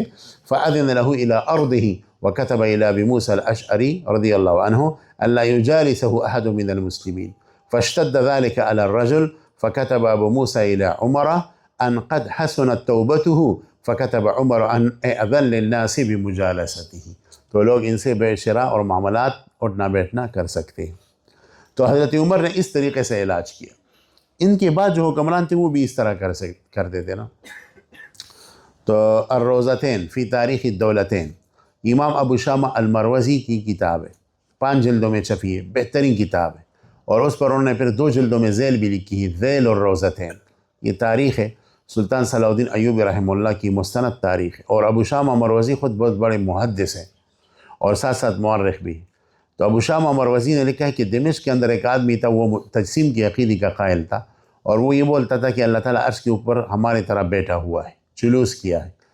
تو نور الدین زنگی رحمہ اللہ سلطان نے اس کو پکڑا، ان سے پوچھا، اس نے وہی اپنا عقیدہ بیان کیا. تو نور الدین زنگی نے دلائل، علماء جو بیٹھے تھے دلائل ان کے سامنے بیان کی، لیکن وہ توبہ نہیں ہوا. تو پھر نور الدین زنگی نے اس کو پکڑا، اس کے منہ کو بالکل کالا کیا، گدے پر بٹھایا اور اس کے ہاتھ کو باندھا. اور گدہ بازاروں میں چل رہا تھا اور پیچھے شرطہ ہوتی تھی، پولیس ہوتی تھی، اور وہ آواز لگاتی تھی کہ جو مسلمانوں کی عقیدے کو خراب کرنا چاہے وہ اس آدمی سے عبرت لے. یہ باقاعدہ الروزتین فی تاریخ الدولتین میں ابتدا میں لکھا ہوا ہے نور الدین زنگی کے حالات میں. اس سے پتہ چل رہا ہے کہ بدعات کا روک تھام کا اصل ذمہ داری جو ہے وہ اسلامی حکومت کا ہے. اسلامی حکومت کو چاہیے کہ بدعات کی روک تھام کرے. اگر وہ روک تھام نہ کرتا ہو تو اس ملک میں افراتفری پھیلے گی. حضرت سیدنا عمر کے بعد حضرت عثمان رضی اللہ تعالیٰ عنہ کا سنہری دور آتا ہے، اور بہت ساری فتوحات اس میں ہوئے ہیں، بہترین فتوحات ہوئے، اعلیٰ فتوحات ہوئے. حضرت عثمان کے دور میں جو ایک اہم ترین فتنہ کھڑا ہوا وہ حضرت عثمان کے خلاف بلوائیوں کا جو فتنہ تھا کہ مصر سے کچھ لوگ آئے، ان میں بہت سارے منافقین تھے. انہوں نے حضرت عثمان کی حکومت کو ڈانا چاہا، ان کی خلافت کو ڈانا چاہا اور ختم کرنا چاہا. ان منافقین میں جو سرکردہ آدمی تھا وہ عبداللہ بن سبا تھا، جو اصل میں یہودی تھا اور اسلام کا اس نے ایک بچھونا اوڑا تھا، ایک بستر اوڑا تھا کہ میں مسلمان. حقیقت میں وہ یہودی تھا. عبداللہ بن سبا کے حالات پر کتابیں تو بہت ہیں. شیعہ اس کے بارے میں 2 رائے رکھتے ہیں. بعض شیعہ اپنے آپ کو بچانے کے لیے کہتے ہیں کہ عبداللہ بن سبا خیالی شخصیت ہے، اس کی کوئی حقیقت ہی نہیں ہے. لیکن یہ محققین شیعہ نہیں کہتے. محققین شیعہ کہتے ہیں کہ نہیں، عبداللہ بن سبا تھا، عبداللہ بن سبا موجود تھا. پھر اہل سنت کی طرف سے عبداللہ بن سبا کی شخصیت پر کتابیں بھی اچھی لکھی گئی ہیں. تو عبداللہ بن سبا بہرحال موجود تھا. اس حوالے سے حضرت مولانا منظور نعمانی صاحب رحمۃ اللہ علیہ کی کتاب ہے اور اس کا نام ہے ایرانی انقلاب. وہ بہترین کتابوں میں سے. اب اس کو پڑھے تو اس حوالے سے آپ کو پتہ چلے گا کہ عبداللہ بن سبا نے اسلام کے اندر کتنے نقصان کرنے کی کوشش کی. بہرحال یہ لوگ مدینہ منورہ آئے اور حضرت عثمان پر اعتراضات کرنے لگے. ان کے اعتراضات بالکل باطل تھے. ان اعتراضات میں سے ایک اعتراض یہ تھا کہ حضرت عثمان رضی اللہ تعالیٰ عنہ نے اپنے رشتہ داروں کو عہدے سونپے اور وہ انصاف نہیں کرتا، حالانکہ یہ بالکل بغض تھا اور کینہ تھا.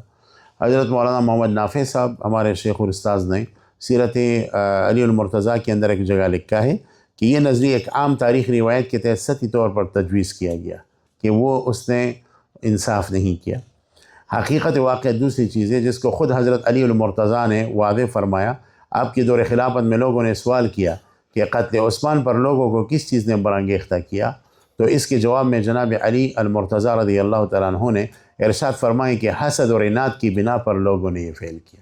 صرف حسد کی وجہ سے، حسد کی وجہ سے لوگ کھڑے ہوئے اور حضرت عثمان کو شہید کیا اور یہ قبیح فعل کا ارتکاب جو ہے نا کیا.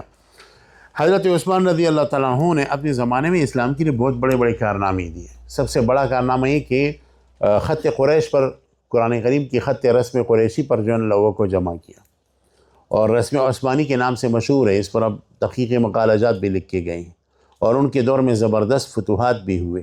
اس طرح کئی کارنامے حضرت سیدنا عثمان کے وقت کے ہیں.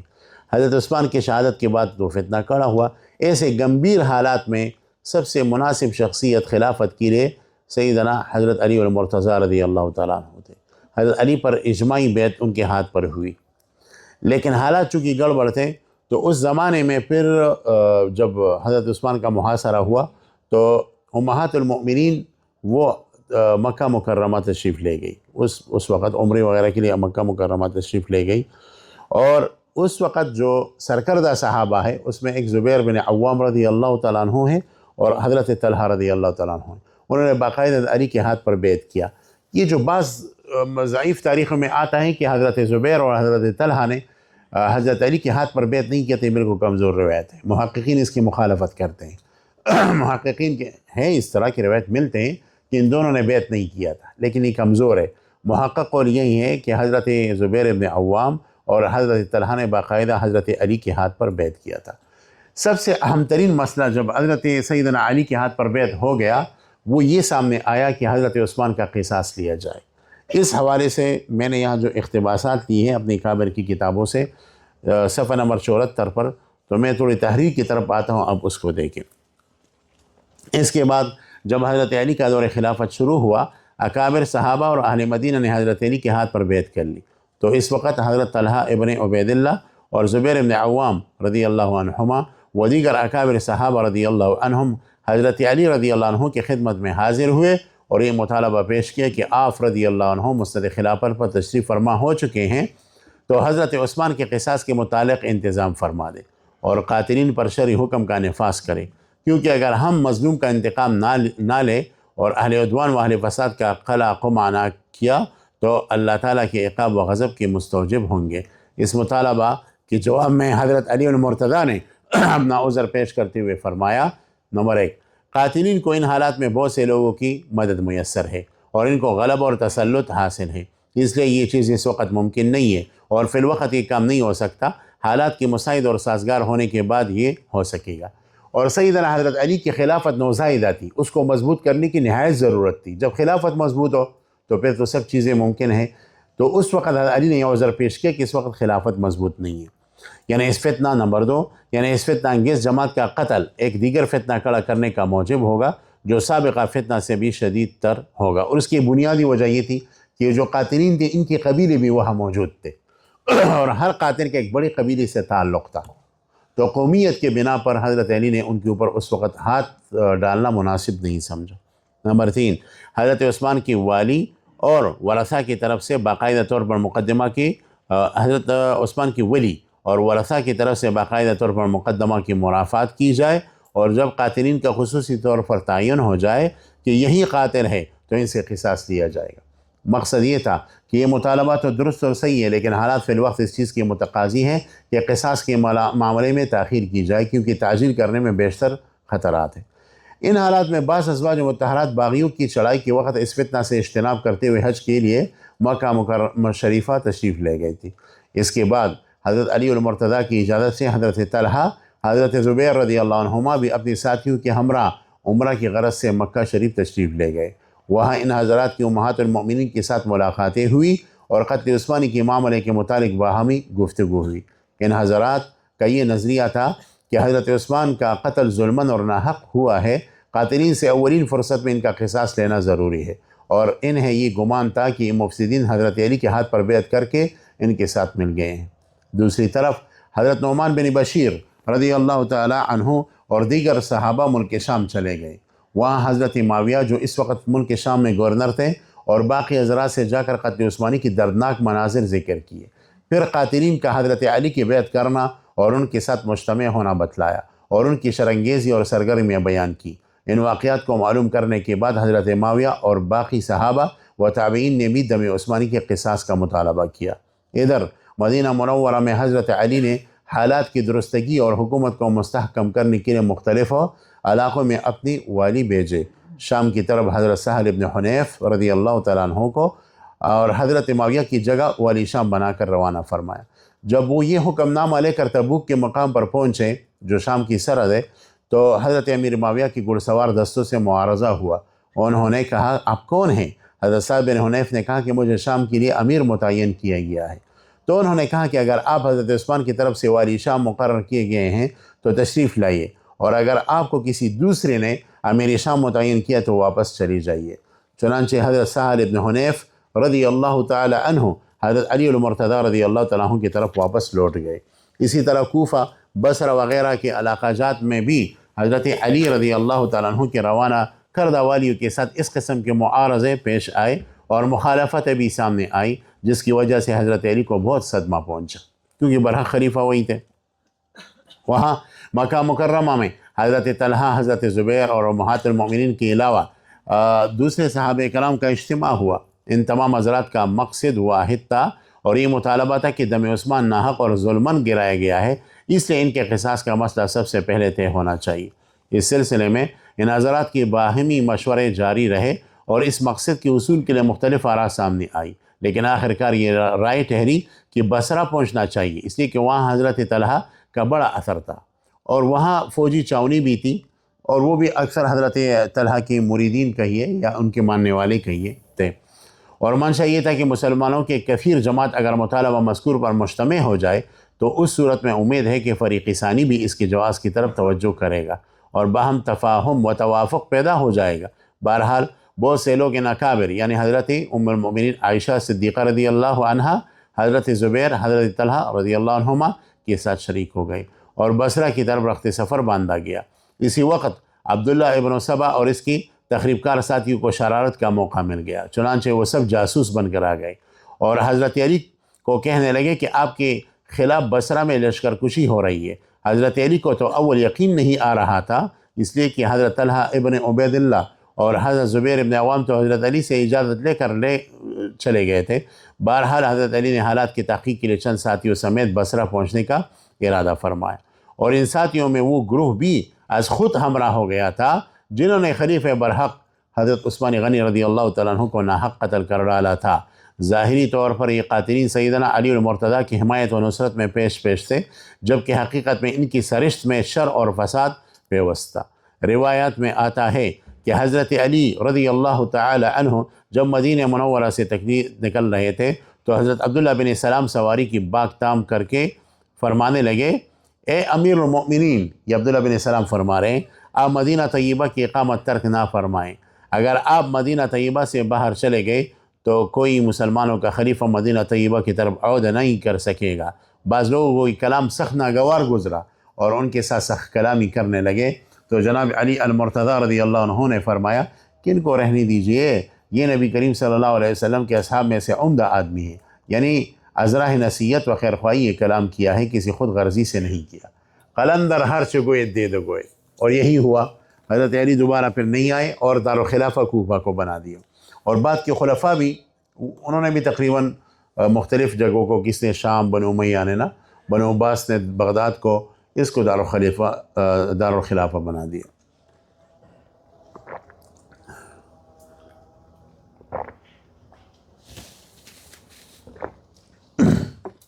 بہرحال حضرت علی نے بصرہ جا کر ایک جگہ پڑاؤ ڈال دیا۔ اس موقع پر باہمی سوء ظنی رفع کرنے اور غلط فہمی کو دور کرنے کے لیے متعدد اکابر نے مساعی کی۔ اس سلسلے میں حضرت علی کی جانب سے ایک بزرگ حضرت قعقاع بن عمر التمیمی رضی اللہ تعالی عنہ، جو صحابی رسول ہے، حضرت عائشہ صدیقہ اور ان کے ہم نوا حضرات کی خدمت میں تشریف لے گئے اور باہم مصالحانہ گفتگو کرنا مقصد تھا۔ حضرت ام المؤمنین کی خدمت میں حاضر ہوئے، حضرت قعقاع، اور عرض کیا کہ شہر میں آپ رضی اللہ تعالیٰ عنہ کا تشریف لانا اور اقدام کرنا کس مقصد کے لیے ہے؟ تو ام المؤمنین رضی اللہ تعالی عنہ نے فرمایا کہ اے بیٹے یا بنیہ، لوگوں کے درمیان جو فتنہ کھڑا ہوا ہے اس میں اصلاح کی کوئی صورت پیدا کرنے کے لیے۔ تو حضرت قعقاع ابن عمر نے کہا کہ یہ مقصد تو حضرت علی کا بھی ہے، لیکن ان حالات میں آپ حضرات کا حضرت علی سے بیعت کر لینا خیر کی علامت اور رحمت کی بشارت ہے۔ اس طریقہ سے قتل عثمان کا بدلہ آسان ہو سکے گا اور امت کے لیے سلامتی اور عافیت اس میں ہوگی۔ افہام و تفہیم کے اس بیان کے بعد حضرت طلحہ اور حضرت زبیر اور حضرت عائشہ صدیقہ نے رضی اللہ عنہم نے ارشاد فرمایا کہ آپ نے درست بات کہی ہے اور بہتر چیز بیان کی ہے، ہم لوگ اس بات پر آمادہ ہیں، یعنی آمادگی ظاہر فرما دی، مصالحت ہونے لگی۔ اس کے بعد حضرت قعقاع حضرت علی کی طرف واپس تشریف لائے اور اس مکالمہ کی اطلاع کی تو حضرت علی رضی اللہ تعالیٰ عنہ نے اس چیز کو بہت پسند فرمایا اور باقی لوگ بھی صلح پر متوجہ ہوئے۔ مختصر یہ کہ دونوں فریق نے حضرت قعقاع رضی اللہ تعالیٰ عنہ کے کلام کی روشنی میں صلح و مصالحت پر اتفاق ظاہر کیا۔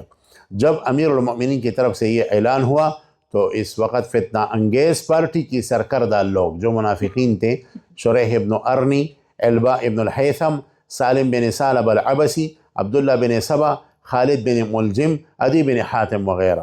عدی بن حاتم وہ صحابی نہیں، یہ دوسرا ہے، جن میں ایک بھی صحابی نہ تھا، سخت پریشان ہوئے، کیونکہ اگر اتفاق آ جاتا ہے تو ان کی تو خیر نہیں تھی نا، اصل شرنگیز پارٹی تو یہی تھی، تو سخت پریشان ہوئے اور انہیں اپنا انجام تاریک نظر آنے لگے۔ یوں کہیے کہ ایجنسی کے لوگ تھے نا، تو اگر مسلمانوں کے درمیان اتفاق آ جاتے تو پھر ایجنسیوں کی خیر تو نہیں تھی نا۔ اس پر انہوں نے ایک خفیہ مشورہ کیا کہ حضرت علی بن ابی طالب کا ہی خاتمہ کر ڈالے اور ان کو حضرت عثمان کے ساتھ لاحق کر دیا جائے۔ مشورے میں کہا کہ حضرت علی کو بھی ختم کرو، معاذ اللہ شہید کرو جس طرح حضرت عثمان شہید ہو گئے، مگر اس مشورے میں ان کا باہمی اختلاف واقع ہو گیا۔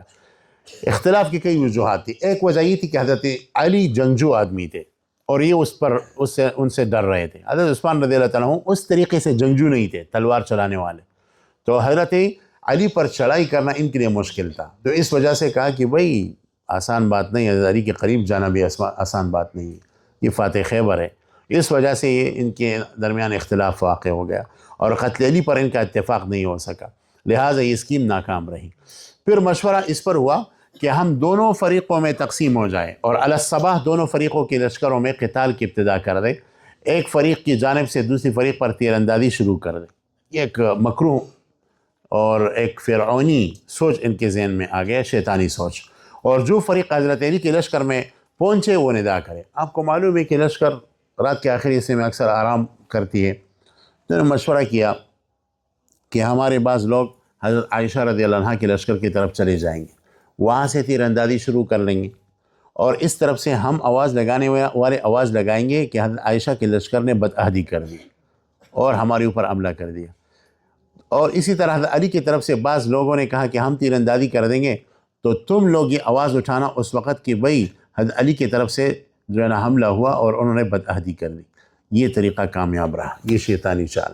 رات کے آخری حصے میں اس طریقے سے وہ تقسیم ہوئے اور تیر اندازی کرنے لگے، اور اس وقت انہوں نے آواز لگایا کہ بدعہدی ہو گئی۔ دونوں طرف سے لوگ اٹھنے لگے نیند سے، گہری نیند سے، اور تلوار اٹھانے لگے اور جنگ شروع ہو گئی اور زبردست جنگ ہوئی۔ اس وقت پھر فجر کی نماز کے وقت حضرت علی نے صفوں کو درست کیا، دوسری طرف حضرت طلحہ نے بھی، ان لوگوں نے بھی صفوں کو درست کیا، اور اس کے بعد معرکہ ہوا اور زبردست معرکہ ہوا جس کا بہت بڑا نقصان مسلمانوں کو ہوا۔ کہتے ہیں کہ یہ جو جنگ شروع ہوئی نہ حضرت طلحہ کی ماں پر، نہ حضرت زبیر کی ماں پر، نہ حضرت علی کی ماں پر، اصل میں شرنگیزوں نے یہ نقصان کیا۔ اور آپ اس سے اندازہ لگائیے کہ حضرت زبیر رضی اللہ تعالیٰ عنہ ایک طرف چلے گئے، بہت افسوس کرنے لگے وادی سبا کے اندر، تو عمر ابن جرموز ایک خبیث تھا، وہ پیچھے سے آیا اور سیدنا حضرت زبیر کے سر کو اڑایا، ان کو شہید کر دیا۔ حضور صلی اللہ علیہ وسلم نے ایک حدیث میں پیشنگی بھی فرمائی تھی کہ بشر قاتل ابن صفیہ بالنار، بشر قاتل ابن صفیہ بالنار، کہ زبیر ابن عوام کے قاتل کو جہنم کی بشارت دے دو، یہ پہلے سے حضور نے فرمایا تھا۔ اور حضرت زبیر تو وہ نڈر صحابی تھے جنہوں نے حضور علیہ السلام کے شانہ بشانہ جنگیں لڑی تھی، حضور علیہ السلام کے ساتھ کجزر اسم کڑے ہوئے تھے، ہر جنگ میں، ہر غزوہ میں یہ ساتھ تھے۔ ان کو شہید کر دیا، عمر بن جرموز خبیث تھے۔ حضرت علی کے پاس تو وہ ان کے سر مبارک کو لے آئے، حضرت علی نے دور سے کہا کہ اس خبیث کو کہو کہ میرے قریب بھی نہ آئے، اس نے یہ مکروہ کام کیا، اس کو کہو میرے قریب بھی نہ آئے۔ اور اس کے بعد حضرت علی رضی اللہ تعالیٰ عنہ جنگ کے میدان کی طرف نکلے تو بظاہر حضرت طلحہ، زبیر اور حضرت عائشہ رضی اللہ عنہ کے ساتھیوں کو شکست ہوئی تھی۔ حضرت علی رضی اللہ عنہ حضرت طلحہ کے پاس گئے، حضرت طلحہ ریت کے اوپر پڑے ہوئے تھے، ان کی داڑھی مبارک اور سر مبارک کے اندر ریت پڑا ہوا تھا بہت زیادہ، چہرہ مبارک وہ اس کے اندر ریت تھا، مٹھی تھی۔ حضرت علی نے ان کے سر مبارک اور داڑھی مبارک سے اور چہرے سے مٹی کو ہٹایا، اور حضرت حسن ساتھ تھے، بیٹے جو بڑے بیٹے تھے نا وہ ساتھ تھے، اور بہت افسوس سے کہنے لگے یا حسن لیت اباک مات منذ 20 سنہ، کاش کہ تیرا باپ 20 سال پہلے مر جاتا اور یہ حالات نہ دیکھتا۔ فقال له یا ابا، حسن نے کہا کہ والد محترم قد كنت انهاك عن هذا، میں تو آپ کو منع کر رہا تھا، قال تو سیدنا علی نے فرمایا وإنما لم أرى أن الأمر يبلغ هذا، مجھے اندازہ نہیں تھا کہ حالات اس جگہ تک بگڑ جائیں گے اور یہ حالات جو ہے نا آئیں گے۔ یہ کیفیت تھی حضرت علی کی اس کی، اور یوں اس کے بعد حضرت علی رضی اللہ عنہ وادی سیبا خود تشریف لے گئے اور اپنے خاص صحابہ کے ساتھ بیٹھ گئے، اور وہاں بہت رونا کیا، افسوس کیا کہ بہت برا ہوا ہے کہ زبیر رضی اللہ عنہ شہید ہو گئی۔ اس طریقے سے یہ حالات تھے۔ اس کے بعد حضرت علی المرتضیٰ نے واقعہ حاضہ کے بعد جمل کے مقام میں جو بصرہ کے قریب ہے 3 یوم اقامت فرمائی، اور اس دوران دونوں کے مقتولین پر نماز جنازہ ادا فرمائی، اور اس مقام جمل کی وجہ سے اس کو جنگ جمل کہا جاتا ہے، اور دعائیں مغفرت کی، اور اپنے ساتھیوں سے کہا کہ مال غنیمت ان کے حقداروں کو واپس کرو۔ بعض لوگوں کو یہ بات اچھی نہیں لگی تو حضرت علی نے فرمایا کہ اے ظالموں، تمہیں شرم نہیں آئے گی؟ مال غنیمت میں تو تمہاری والدہ ام المؤمنین حضرت عائشہ بھی ہے، لہٰذا مال غنیمت تقسیم نہیں ہوا۔ یہاں سے سنت علوی چلی ہے، اور وہ یہ کہ مسلمانوں کے 2 گروہ میں جب جنگ ہو جائے تو مغلوب گروہ جو ہے اس کے مال کو مباح نہیں سمجھا جائے گا، یہ سنت علوی ہے، کیونکہ وہ باغی تو کہہ سکتے ہیں لیکن وہ کافر نہیں ہے۔ جب کافر نہیں مسلمان ہیں تو ان کے مال کو مباح سمجھنا جائز نہیں۔ مثلا پاکستان کے کسی حصے میں کوئی قوم حکومت سے بغاوت کرے، حکومت اس پر حملہ کرتا ہے، ٹھیک ہے، اور ان کو مقہور کرتا ہے، حکومت کے لیے جائز نہیں کہ ان کے اموال کو لے لے بطور مال غنیمت، یہ جائز نہیں ہے، حرام۔ یہ بہت اہم نقطہ ہے، سنت علوی سے ہمیں یہ پتہ چل رہا ہے۔ اس کے بعد حضرت علی نے حضرت عائشہ کی خدمت میں سلام عرض کرنے کے بعد مزاج پرسی کی، تو جواب میں حضرت صدیقہ رضی اللہ تعالیٰ عنہ نے فرمایا میں بخیریت ہوں، اور حضرت علی نے فرمایا کہ اللہ تعالیٰ آپ رضی اللہ تعالیٰ عنہ کی مغفرت فرمائی، یعنی رحمک اللہ اور وغفرک اللہ۔ اور ساتھ ہی حضرت علی کی جماعت کی دیگر اکابر حضرات بھی حضرت ام المؤمنین عائشہ صدیقہ کی خدمت میں خیر طلبی اور دریافت سلامتی کے لیے حاضر ہوئے، اور ام المؤمنین کی خدمت میں تسلیمات عرض کیے۔ جب حضرت عائشہ کا حجاز کی طرف سفر کا قصد ہو گیا تو امیر المؤمنین علی المرتضیٰ کی طرف سے ضروریات سفر بہم پہنچائے گئے، اور رخصتی کے موقع پر علی المرتضیٰ خود بھی تشریف لائے، اور بھی کئی حضرات ام المؤمنین کو رخصت کرنے کے لیے حاضر ہوئے، اور باہمی الوداعی کلمات ذکر فرما کر ایک دوسرے کو رخصت کیا۔ یہ واقعہ ہوا۔ شام کو یہ خبر پہنچ گئی حضرت معاویہ رضی اللہ تعالیٰ عنہ کی خدمت میں کہ حضرت عثمان کا قصاص نہیں لیا گیا، اوپر سے جنگ ہوئی، انہوں نے وہاں سے لشکر کشی کی۔ اس دوران صفین کا معرکہ شروع ہوا۔ صفین کے معرکے میں ایک طرف حضرت معاویہ اور ان کی فوج تھی، اور دوسری طرف حضرت علی المرتضیٰ تھی، تو جنگ بہت سخت ہوا۔ آخر میں جا کر جو ہے نا جنگ ایسے مقام پر پہنچا کہ حضرت معاویہ رضی اللہ عنہ کے فوج کو شکست ہو رہی تھی، تو انہوں نے ان کے بعض لوگوں نے قرآن کریم کو نیزوں پر اٹھایا کہ اس پر فیصلہ کریں گے، تو پھر حضرت علی کی فوج نے کہا کہ ان سے ہم جنگ نہیں کر سکتے، فیصلہ ہو جائے۔ پھر درمیان میں حکمین مقرر ہو گئے تھے، حضرت عمر بن عاص اور ابو موسیٰ اشعری، وہ جو حکمین مقرر ہو گئے تھے تو اس کے بعد پھر دوسرے فتنے کھڑے ہو گئے۔ بہرحال ان حکمین نے تو جب فیصلہ کرنے لگے تو اس وقت حضرت علی کی فوج میں خوارج کھڑے ہو گئے، تقریباً 12,000 ان کی تعداد تھی، اور کہنے لگے کہ یہ فیصلہ ہمیں قبول نہیں ہے، کیونکہ اللہ تعالیٰ فرماتے ہیں ان الحکم الا للہ، لہٰذا یہ تو سب کافر ہو گئے، قرآن کا انکار کیا، حضرت علی بھی کافر، معاویہ بھی کافر رضی اللہ عنہما، اور یہ جو حکمین یہ بھی کافر ہو گئے، اور انہوں نے بطور بغاوت اپنے لوگوں کو لیا اور کوفہ کی حرورہ کے مقام پر مجتمع ہو گئے۔ اس لیے خوارج کے اس پہلے فرقے کا نام حروریہ ہے، حروریہ اسی وجہ سے جو ہے نا ان کو کہا جاتا ہے۔ تو یہ پہلا فرقہ اس طریقے سے بن گیا ہے، اور یہ ہر درم تھے۔ حضرت علی رضی اللہ تعالیٰ عنہ نے ان سے گفتگو کے لیے بات کرنے کے لیے حضرت عبداللہ بن عباس کو بھیجا۔ عبداللہ بن عباس رضی اللہ عنہما نے دلائل سے بات کی، لیکن عبداللہ بن عباس کی ایک بات انہوں نے نہیں مانی، دیگر صحابہ کو بھی بھیجا۔ اس طریقے سے خوارج کا فرقہ بن گیا۔ بہرحال یہ جو جنگ صفین ہوا، اس میں بھی حضرت علی رضی اللہ عنہ کو جو تھا غلبہ حاصل ہوا۔ یہ مشاجرات، اور اس بارے میں بہت سارے قلم جو ہے نا پھسل گئے ہیں، افراط اور تفرید کے شکار ہوئے۔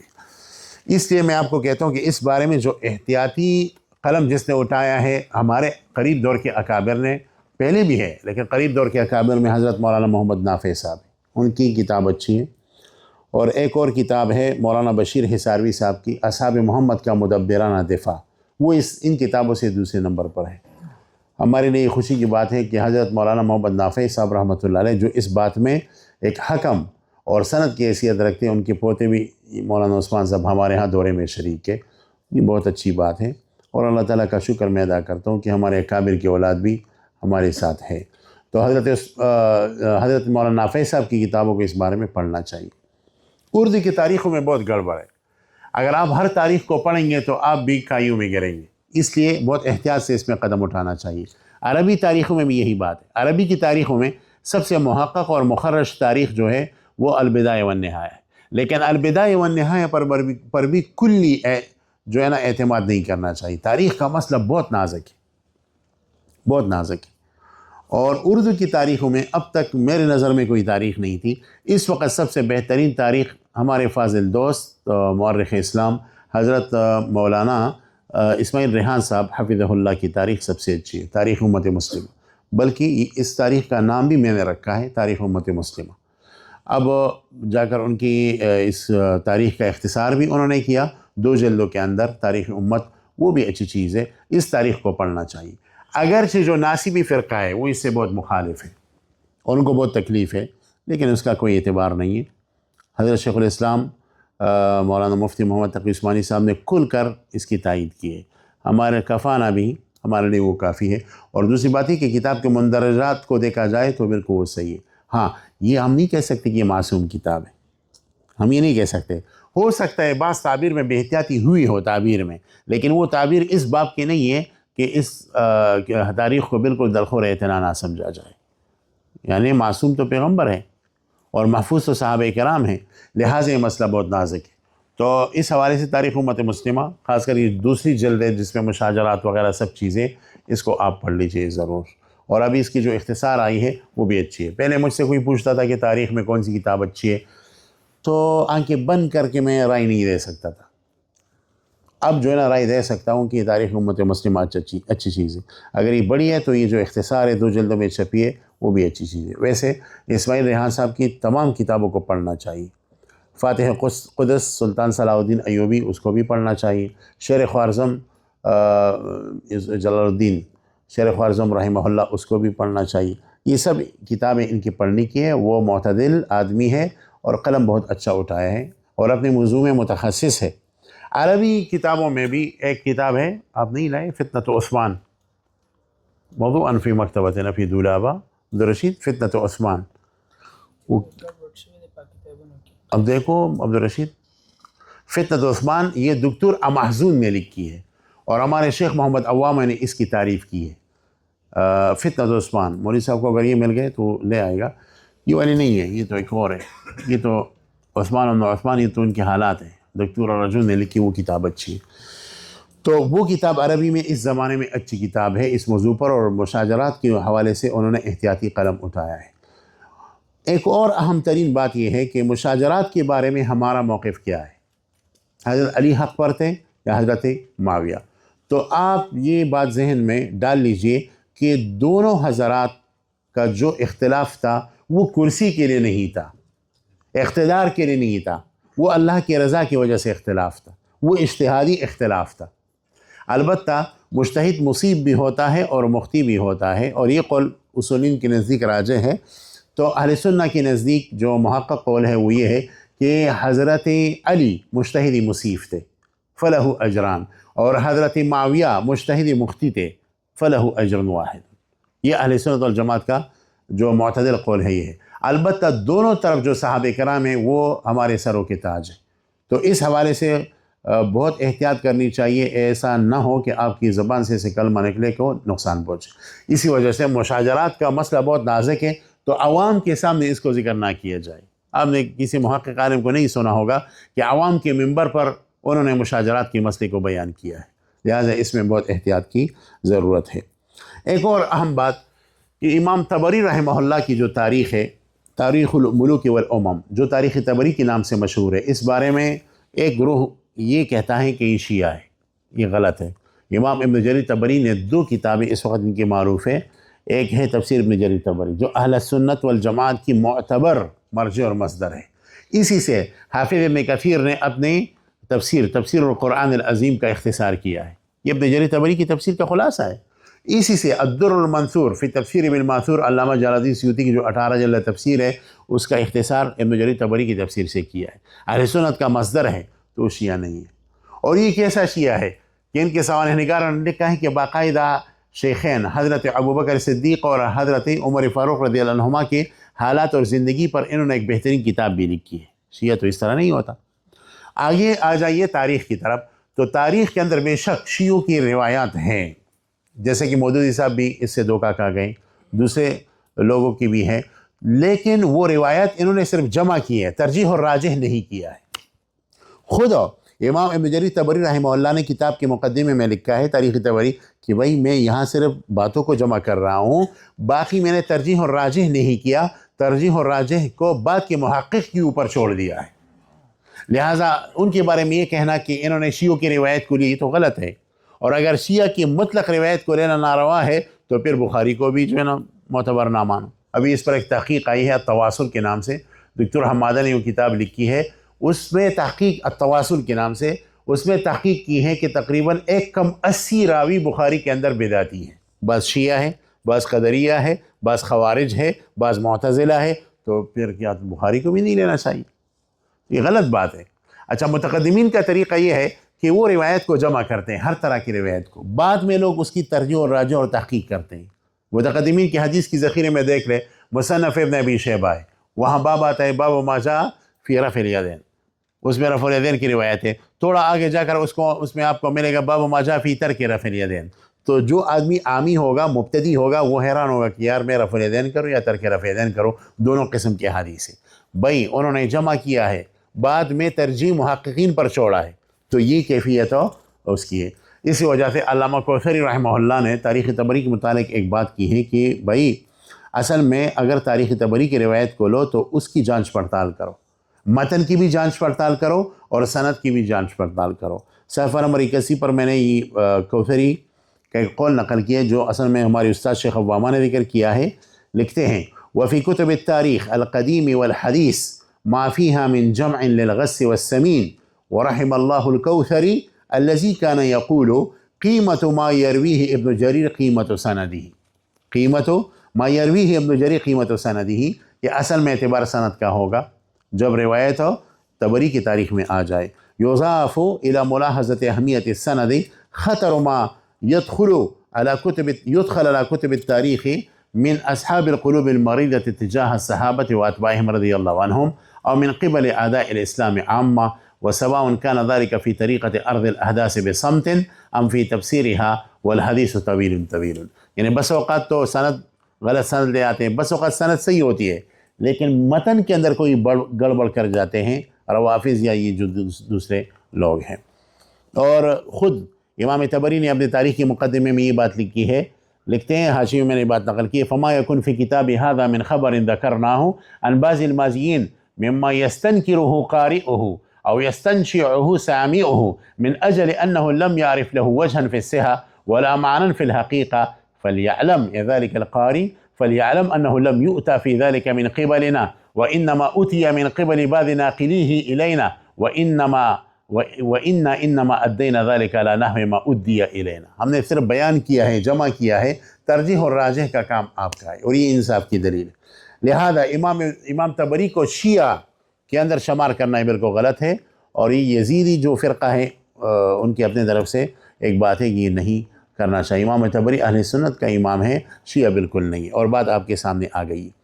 مشاجرات کے بارے میں اسلاف سے جو اقوال منقول ہیں وہی علماء دیوبند کا موقف ہے، اور اس کو میں نے یہاں ذکر کیا ہے۔ مثلا سلف میں قال محمد بن ناظر ذکروا اختلاف اصحاب محمد عند عمر بن عبدالعزیز، عمر بن عبدالعزیز کے سامنے مشاجرات کا ذکر کیا گیا، فقال امر اخرج اللہ ایدیکم منہ ما تحملون السنتکم فی، جس چیز سے اللہ تعالیٰ نے آپ کے ہاتھوں کو بچایا تو اپنے زبانوں کے اس پہ کیوں گندہ کرتے ہو کہ زیادہ اعتدال سے ہٹ جاؤ۔ نمبر 2، سئل عمر بن عبد العزيز عن علي وعثمان والجمل والسفين وما كان بينهم فقال تلك دماء كف الله يدي عنها وانا اكره ان اغمس لساني فيها، میں صحیح نہیں جانتا کہ میں اپنے زبان کو اس میں ڈبو دوں۔ وقال الامام القرطبي وقد سئل الحسن البصري عن قتالهم فقال قتال شهده أصحاب محمد صلى الله عليه وسلم وغبنا وعلموا وجهلنا واجتمعوا فاتبعنا واختلفوا فوقفنا. جہاں ان کا اختلاف آیا صحابہ کا وہاں ہم توقف کریں گے، کسی صحابی پر نعوذ باللہ چل نہیں دوڑیں گے. قال المحاسبی فنحن نقول كما قال الحسن، امام محاسبی جس نے رسالۃ المسترشدین لکھا ہے اور ایک بہت بڑے اہل سنہ کی امام تھے، امام عشری سے پہلے ہمارے طرف سے مناظر تھے، وہ لکھتے ہیں فنحن نقول كما قال الحسن بصری ونعلم ان القوم كانوا اعلم بما دخلوا فيه منا ونتبع ما اجتمعوا عليه ونقف عندما اختلفوا فيه ولا نبتدع رأي منا ونعلم انهم اجتهدوا وارادوا الله عز وجل اذ كانوا غير متهمين في الدين ونسأل الله التوفيق. یہ حسن بصری اور دیگر حضرات کے قول ہیں. امام شافعی فرماتے ہیں وقال الشافعي وغيره من السلف تلك دماء طهر الله عنها أيدينا فلنطهر عنها ألسنتنا. وقال الإمام القرطبي لا يجوز أن ينسب إلى أحد من الصحابة خطأ مقتون به إذ كانوا كلهم اجتهدوا فيما فعلوه وأرادوا الله عز وجل وهم كلهم لنا أئمة وقد تعبدنا بالكف ما شجر بينهم وألا نذكرهم إلا بأحسن ذكر لحرمة الصحبة ولنهي النبي صلى الله عليه وسلم عن سبهم وأن الله غفر لهم وأخبر بالرضا عنهم. تو تمام صحابہ سے اللہ تعالیٰ راضی ہے. اچھا، ایک اہم بات یہ ہے کہ حضرت علی کی خلافت برحق تھی، اور ان کے خلاف جب حضرت معاویہ چلے گئے تو عربی کی کتابوں میں لکھا ہے کہ وہ باغی ہو گئے، ٹھیک ہے نا. تو حضرت معاویہ کو باغی کہنا کیسا ہے؟ تو یاد رکھے، یہاں علماء ایک بات کرتے ہیں اور میں اس کے ساتھ ایک دوسری احتیاطی جملہ بھی ملاتا ہوں. ایک بات یہ ہے کہ حضرت معاویہ کی طرف جو ہماری کتابوں میں بغاوت کی نسبت کی گئی نا، ہمارے اکابر نے کہا کہ یہ صورتاً بغاوت ہے. یہ ایسی ہے جیسا کہ ذم کی نسبت انبیاء کرام کی طرف ہوئی ہے. تو جس طرح وہ صورتاً ذم ہے، معناً ذم نہیں ہے، اسی طرح حضرت معاویہ نے جو بغاوت کی ہے یہ صورتاً بغاوت ہے، معناً بغاوت نہیں ہے. آپ کے ذہن میں یہ بات رہے. ایک بات یہ ہو گئی، ہمارے اکابر نے یہ بات لکھی ہے. دوسری بات یہ ہے کہ دیکھو، عربی زبان میں حضرت معاویہ اور ان کے ساتھی کو باغون کہا گیا ہے، بغاوت کرنے والے، لیکن اس لفظ کو ہم اگر اردو یا پشتو میں ترجمہ کریں تو اس کا ٹیمپریچر اوپر چلا جاتا ہے. تو میرے نزدیک یہ متشابہات میں سے بئی معنی کہ بس عربی والی بغاوت ہونی چاہیے، اس کا کوئی مہذب ترجمہ ہونا چاہیے. عربی میں باغی لفظ اس کا ٹیمپریچر اتنا زیادہ نہیں ہوتا، اردو میں اس کا ٹیمپریچر بڑھ جاتا ہے. پشتو میں اس طرح کے الفاظ ہیں، بہت سارے الفاظ ہیں. مثلا ہمارے ہاں ڈنگر پتلے، ڈنگر ہمارے نزدیک گالی ہے. ہمارے یہاں اہل مردان اور یہ پشاور والے جب ڈنگر لفظ بولتے نہیں، پشتو میں گالی ہے. لیکن ہمارے یہاں کوارٹ کے ساتھی ہوں گے، وہاں ڈنگر پتلے آدمی کو کہا جاتا ہے. جو جسم سے پتلا ہو نا، آپ ہے نا، آپ کے نزدیک کیا ہے ڈنگر؟ ہاں، تو پتلے آدمی کو کہا جاتا ہے جس کا جسم قلیل ہو، اس کو ڈنگر کہا جاتا ہے پشتوں میں. لیکن ہماری نزدیک کسی کو ڈنگر بولو یہ گالی ہے، آپ کے ساتھ جھگڑا شروع کرتا ہے کہ تم نے مجھے ڈنگر، زناور بولا، حیوان بولا، جانور بولا. تو یہ دیکھیں، ایک ہی زبان میں ایک لفظ ایک جگہ میں اس کا ٹیمپریچر اتنا نہیں ہے، دوسری جگہ چلا جائے اس کا ٹیمپریچر اوپر چلا جاتا ہے. اسی طرح ایک زبان سے دوسری زبان کی طرف چلے جاؤ تو بدریق اولا اس طرح کی چیزیں آ سکتے ہیں. تو یہ جو بغاوت لفظ استعمال ہوا ہے عربی میں، اس کا ٹیمپریچر اتنا نہیں ہے، لیکن اس کو اگر اردو میں اب ترجمہ کریں پشتوں میں تو اس کا ٹیمپریچر بڑھ جاتا ہے. تو یہ ایک احتیاطی چیز ہے، اس کو آپ دیکھیں. میں نے یہ نقطہ اور تعبیر کسی کتاب میں نہیں دیکھا، لیکن میرا ذوق کہتا ہے لو کان من اللہ فاقبلوہ لو کان منی ومن الشیطان فاطرحوہ. تو یہ ایک بات ہے. اچھا، یہ یہاں تک جو ہے نا مشاجرات کی بات مکمل ہو گئی ہے.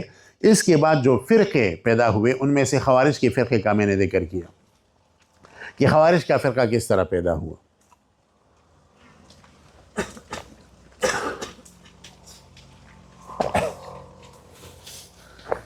آج اس محاضرے کو ختم کرنا ہے. اب اگر آپ چاہیں ایک وقفہ کر لیں تو بھی ٹھیک ہے، ورنہ چلیں گے. چلیں گے؟ وقفہ نہیں کرنا چاہیے؟ تو میں کہتا تو سن رہے نا، بولتا تو میں ہوں مولوی صاحب، تکنے والا تو میں ہوں نا، یا آپ سننے پر بھی تکتے ہیں. چلو، اس کے بعد خوارج کا جو فرقہ تھا وہ شروع ہو گئے. ان میں پھر مختلف جماعتیں بن گئیں. متشددین اور صفریہ ہے، خازمیہ ہے، شعیبیہ ہے، عباضیہ ہے.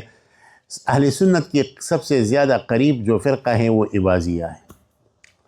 اس وقت جو مسقط کی حکومت ہے وہ پورے اباضیہ کے قبضے میں، لیکن یاد رکھے عقیدہ ان کا وہی ہے جو خوارج کا ہے۔ مثلا خوارج خلق افعال عباد کے قائل ہے، یہ بھی قائل ہے۔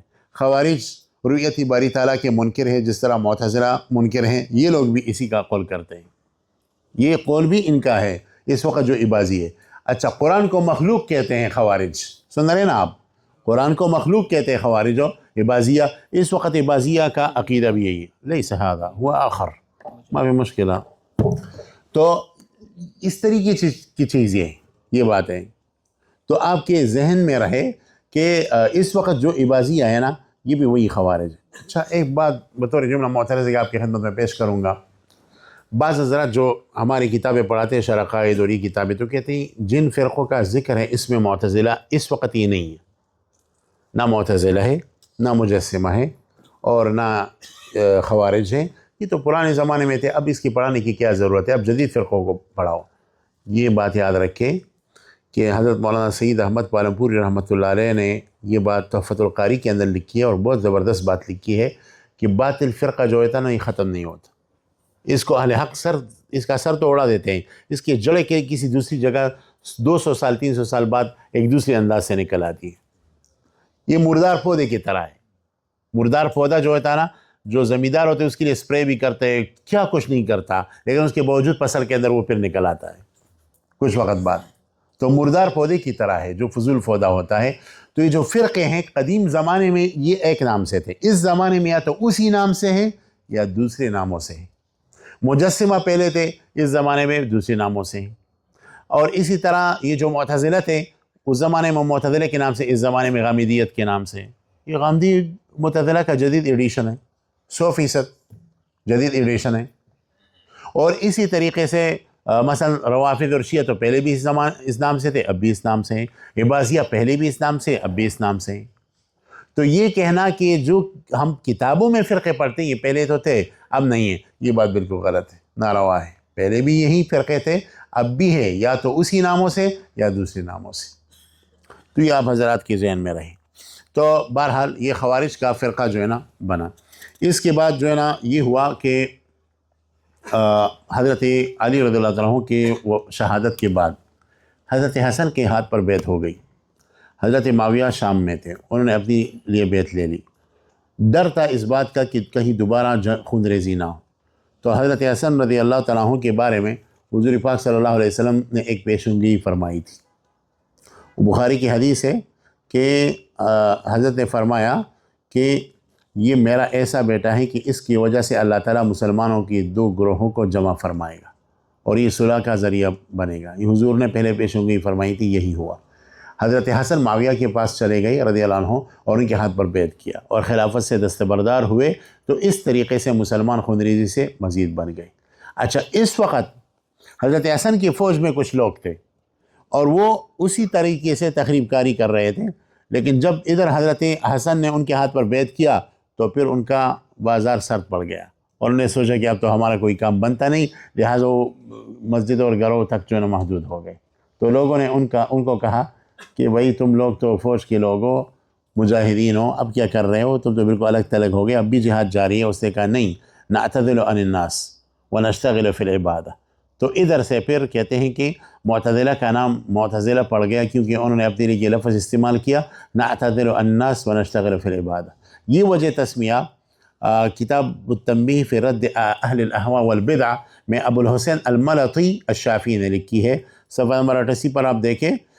کہتے ہیں کہ ابو الحسین طلائفی الشافعی الملطی متوفی 377 نے اپنی کتاب التنبیہ والرد علی اہل الاہواء والبدع میں فرماتے ہیں وهم سموا انفسهم معتزلہ وذلك عندما بايع الحسن بن علي المعاوية رضي الله عنهما وسلم إليه الأمر اعتزلوا الحسن والمعاوية وجميع الناس وكانوا من أصحاب علي ولزموا منازلهم ومساجدهم وقالوا نشتغل بالعلم والعبادة فسموا بذلك معتزلة۔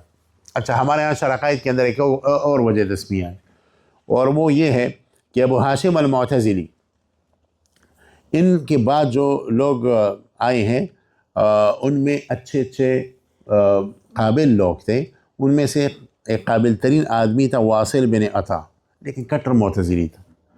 واصل بن عطا بہت صلاحیت والا آدمی تھا، اور اتنا صلاحیت والا آدمی تھا کہ اس کی زبان میں لکنت تھی، لفظ را ادا نہیں کر سکتا تھا۔ یہ جب لفظ را بولتا تھا تو اس کو بہت مشکل ہوتی، تو فصیح بھی بہت تھا، تقریری بھی کرتا، بیانات بھی کرتا۔ تو جاہز نے بعد میں جا کر البیان و تبین کے اندر، یہ لفظ تبین نہیں ہے، صحیح تلفظ تبین ہے، البیان و تبین کے اندر انہوں نے واصل بن عطا کے طویل طویل خطبوں کو نقل کیا ہے۔ ان تمام خطبوں کا مطالعہ کریں گے، لفظ را نہیں پائیں گے اس میں، کیونکہ لفظ را کی وجہ سے ان کے فساد میں فرق آ جاتا۔ ہمارے پشتوں میں بھی اس طرح لوگ ہیں، وہ کہتے ہیں نا خٹکی پغے پغے، پرے پرے نہیں کہہ سکتے، خٹکی پغے پغے، را کا تلفظ نہیں کر سکتے، ایسے لفظ ہوتے ہیں، ان کی زبان موٹی ہوتی ہے۔ تو یہ اس طرح تھا۔ تو ان کے جو خطبے ہیں نا اور ان کے تقاریر ہیں، اس میں لفظ را نہیں ہوتا تھا۔ جب مثلا لفظ مطر آتا تھا تو یہ غیث لفظ استعمال کرتا تھا، اور اسی طرح شعیر لفظ آتا تھا تو حنتا لفظ استعمال کرتا تھا تاکہ لفظ را سے بچا جاؤ، اور اس طریقے اس نے حضرت مولانا ابوالحسن ندوی رحمۃ اللہ علیہ کی کتاب چھپی ہے مجالس علیمیہ، بہت اچھی کتاب ہے، اس میں حضرت کی جو ملفوظات ہیں وہ ہیں مجالس۔ تو ایک بات انہوں نے کہی ہے کہ میں اس میں سوچ رہا تھا کہ جو باطل فرقے، اس کے جو بڑے لوگ ہوتے ہیں نا، یہ بہت ماہر اور ذی صلاحیت ہوتے ہیں، تو یہ کیسے گمراہ ہو گئے؟ اکثر جو باطل فرقے کے جو بڑے لوگ ہوتے ہیں نا، عمراء، وہ بہت ذی صلاحیت ہوتے ہیں اور قابل لوگ ہوتے ہیں۔ تو حضرت نے لکھا ہے، فرمایا ہے کہ میں اس نتیجے پر پہنچا کہ ہوتے ہیں تو صلاحیت والے، لیکن کسی بے ادبی کی شکار ہو جاتے ہیں، اس بے ادبی کی وجہ سے ان کو یہ سزا ملتی ہے کہ گمراہ ہو جاتے ہیں، اور پھر گمراہی کے وقت ان سے بہت گمراہی کا کام ہوتا ہے۔ تو حسن واصل بن عطا اس طرح قابل آدمی تھا۔ تو حسن بصری کے مجلس میں بیٹھا ہوا تھا۔ حسن بصری خود بہت بڑے آدمی تھے، جن قدر تابعی تھے، سید التابعین کے۔ تو ان کی مجلس میں مسئلہ آیا کہ ایک مسلمان جب ارتکاب کبیرہ کرے تو مسلمان رہتا ہے یا نہیں؟ تو انہوں نے کہا کہ ہاں، مومن فاسق ہے، مومن منافق ہے، عملی منافق ہے۔ تو انہوں نے کہا کہ نہیں، وہ اسلام سے نکل چکا ہے، بلکہ منزلۃ بین المنزلتین ہے۔ اور اس بات کو کرتے ہوئے نکل گیا حضرت حسن بصری کی مجلس سے اور باہر بیٹھ گیا۔ تو کہا، حسن بصری نے کہا کہ اعتزل واصل عنا، کہ واصل تو ہم سے الگ ہو گیا۔ تو کہتے ہیں ادھر سے ان کا نام معتزلہ پڑ گیا، لیکن دونوں میں تطبیق ہو سکتا ہے کہ اصل تخم، اصل بیج تو حضرت حسن اور معاویہ کے وقت میں معتزلہ کی پڑی، شہرت پر بعد میں واصل بن عطا کے وقت میں ہوئی۔ تو بہرحال یہ واصل بن عطا سے پھر یہ جماعت جو ہے نا آگے جا کر پھر مشہور ہو گئی۔ اس زمانے میں جو ایک اور فرقہ تھا جس کو مرجئہ کہا جاتا ہے، وہ بھی پیدا ہوا، اور وہ اس طریقے سے جو محمد بن حنفیہ تھے نا، حنفی حضرت علی رضی اللہ تعالیٰ عنہ کی جو اہلیہ محترمہ تھی، ان کا ایک بیٹا تھا محمد۔ پھر محمد کے دو بیٹے تھے، ابو ہاشم عبداللہ اور حسن۔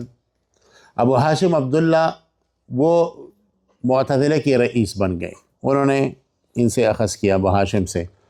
اور حسن خود اچھے آدمی تھے، لیکن وہ ایک بات کرتے تھے، اور وہ یہ کہ ایمان عبارت ہے تصدیق قلبی سے۔ یہ بات صحیح تھی، یہ بات صحیح تھی، کیونکہ بذات خود یہ بات بہتر تھی، لیکن اس میں بعد میں ان کے جو تلامذہ تھے، تلامذہ در تلامذہ تھے، انہوں نے غلو کیا، اور انہوں نے کہا کہ ایمان عبارت ہے تصدیق قلبی سے، ولا اعتبار للعمل، عمل کا کوئی اعتبار نہیں، جو کرو سو کرو، قتل کرو، زنا کرو، سرقہ کرو، آپ کو کوئی نقصان نہیں پہنچے گا، سیدھا جنت میں جاؤ گے جب لا الہ الا اللہ محمد رسول اللہ کا اعتقاد ہوگا۔ تو ادھر سے پھر مرجئہ فرقہ پیدا ہوا۔ یاد رہے کہ مرجئہ کے دو قسمیں ہیں، ایک مرجئۃ السنہ ہے، ایک مرجئۃ البدع ہے۔ مرجئہ ارجع یرجع، ارجاع کا معنی ہے تاخیر۔ احناف حضرات بھی عمل کو تصدیق قلبی یعنی ایمان کا جز نہیں مانتے، ضروری تو مانتے ہیں لیکن جز نہیں مانتے، اور وہ کہتے ہیں کہ کوئی بدعملی کرے تو اس کی سزا جہنم میں ملے گی۔ تو یہ مرجئۃ السنہ ہے۔ ایک مرجئۃ البدع ہے، جو مرجئہ فرقہ ہے، جو اباحیت پسند فرقہ ہے، وہ کہتے ہیں صرف تصدیق قلبی کا اعتراف کرو بس یہ کافی ہے، باقی کسی چیز کی ضرورت نہیں ہے، جو بھی بدعملی کرو سیدھا جنت میں جاؤ گیا۔ تو یہ اباحیت پسند فرقہ ہے، یہ زمانے میں ہے لیکن اباحیت پسند کے نام سے۔ بعض لوگ کرتے ہیں نا گناہ، ہر قسم کے گناہ کرتے ہو، پھر کہتے ہیں کہ مولوی صاحب آخر میں جا کر دیکھو گے میں جنت کے درمیان بیٹھوں گا تو باہر ہوگا، پتہ چلے گا وہ ایک چرسی پوڑری آدمی تھا اور سرقہ بھی کرتا تھا، چور تھا. تو ایک دن وہ مسجد میں آئے، نماز پڑھی. امام صاحب بہت خوش ہوئے، امام صاحب دور سے دیکھ رہے تھے اور بہت خوش ہوئے، دعائیں دے رہے تھے. تو نماز کے بعد بولا ہے کہ یہ تو بہت اچھا ہوا، مسجد میں آئے، آپ نے نماز پڑھی، جزاک اللہ جزاک اللہ. اس نے کہا مولوی صاحب پتہ تو تب چلے گا جب تم مجھے جنت میں پاؤ گے. تو میں جنت کے اندر ہوں گا نا، مزہ تب آئے گا، تمہیں پتہ چلے گا. تو اصل میں یہ اباحیت پسند فرقہ جو ہے یہ بھی خطرناک ہے. اس وقت یہ مرجئہ کے نام سے نہیں ہے، اباحیت پسند کے نام سے مشہور ہے. تو یہ دوسری نام سے مشہور ہے. تو اس طریقے سے مرجئہ پیدا ہوا. معبد بن خالد الجہنی یہ ایک آدمی تھا، حضرت حسن بصری کی مجلس میں بیٹھتا تھا. اچھا ایک بات یہ سمجھیے کہ حسن بصری بدعتی کو اپنے مجلس میں نہیں چھوڑتا تھا. ان کو پتہ چلتا کہ بدعتی ہے تو اس کو نکالتا. اسی وجہ سے چونکہ یہ ادارہ اہل سنت کا علمبردار ہے اور اسلام کا بول بالا کرے گا انشاءاللہ، اس تفاول سے ہم نے اپنی مسجد کا نام جامع مسجد حسن بصری رکھا ہے، اسی تفاول کی وجہ سے. تو حسن بصری رحمہ اللہ کے مسجد میں اس طرح کے لوگ بیٹھتے تھے، لیکن جب ان کو پتہ چلتا تو وہ نکال لیتے تھے کہ نکل جاؤ میرے مجلس سے، تمہیں فائدہ تو ہونے والا نہیں ہے، الٹا نقصان کرو گے. تو معبد بن خالد الجہنی مجلس میں بیٹھتا تھا. یہ پہلا آدمی ہے جس نے تقدیر کا انکار کیا. بعض حضرات نے کہا ہے کہ نہیں، ان سے پہلے ایک آدمی تھا، سوسن اس کا نام تھا. سوسن وہ عیسائی تھا، وہ بظاہر مسلمان ہوا، اس نے سب سے پہلے تقدیر کا انکار کیا اور اسی طریقے سے واپس وہ عیسائیت میں چلا گیا. لیکن اس نے اپنی گندگی کو چھوڑا. اس سے یہ قول تقدیر کے انکار کا معبد بن خالد الجہنی نے لیا. معبد بن خالد کے سامنے جب تقدیر کا مسئلہ کوئی چھیڑتا تو وہ کہتا کہ لا قدر والامر عنفا، لا قدر والامر عنفا، کہ تقدیر نہیں ہے کہ پہلے سے اللہ نے لکھا ہوا ہے، امور مستانف ہے، جو کرتے ہو خود اپنے سر پر کرتے ہو، پہلے سے یہ لکھا ہوا نہیں ہوتا، پہلے سے یہ لکھا ہوا نہیں ہوتا. اس طریقے سے معبد بن خالد الجہنی سے یہ قدریہ فرقہ جو ہے نا شروع ہو گیا. عبداللہ بن عمر رضی اللہ تعالیٰ عنہما کے بارے میں آتا ہے، یہ مسلم شریف کی کتاب الایمان کی پہلی حدیث ہے کہ ایک کچھ تابعین آئے اور کہا کہ معبد بن خالد یا کوئی اور بدعتی ہے وہ آپ کو سلام کہہ رہا ہے. تو حضرت عبداللہ بن عمر نے فرمایا کہ مجھے پتہ چلا کوئی تقدیر کا انکار کرتا ہے. انہوں نے کہا کہ ہاں ایسا ہی ہے. تو کہنے لگے میرا سلام اس کو نہیں کہنا، میں اس سے بری ہوں، اس سے بدعت کیا ہے. تو تقدیر کا عقیدہ اہم ترین عقیدہ ہے اور اس فرقے نے اس کا جو ہے نا انکار کیا ہے. اس زمانے میں ان کا عقیدہ خوب پھیلا. ایک آدمی تھا معبد بن خالد غیلان بن مسلم، وہ بصرہ سے نکل کر اس وقت بنو امیہ کا دور تھا اور حضرت عمر بن عبدالعزیز رحمہ اللہ کا دورہ تھا. دار خلافت دمشق تھا. غیلان بن مسلم دمشق چلا گیا اور وہاں اپنی گمراہی کو پھیلانے لگا. حضرت عمر بن عبدالعزیز رحمہ اللہ کو پتہ چلا، ان کو اپنے دربار میں بلایا اور کہا کہ بات گفتگو کرو. بات شروع ہوئی تو غیلان بن مسلم کے تمام ٹائر پنچر ہو گئے، ان کے سامنے نہیں ٹیک سکا، بھاگ گیا.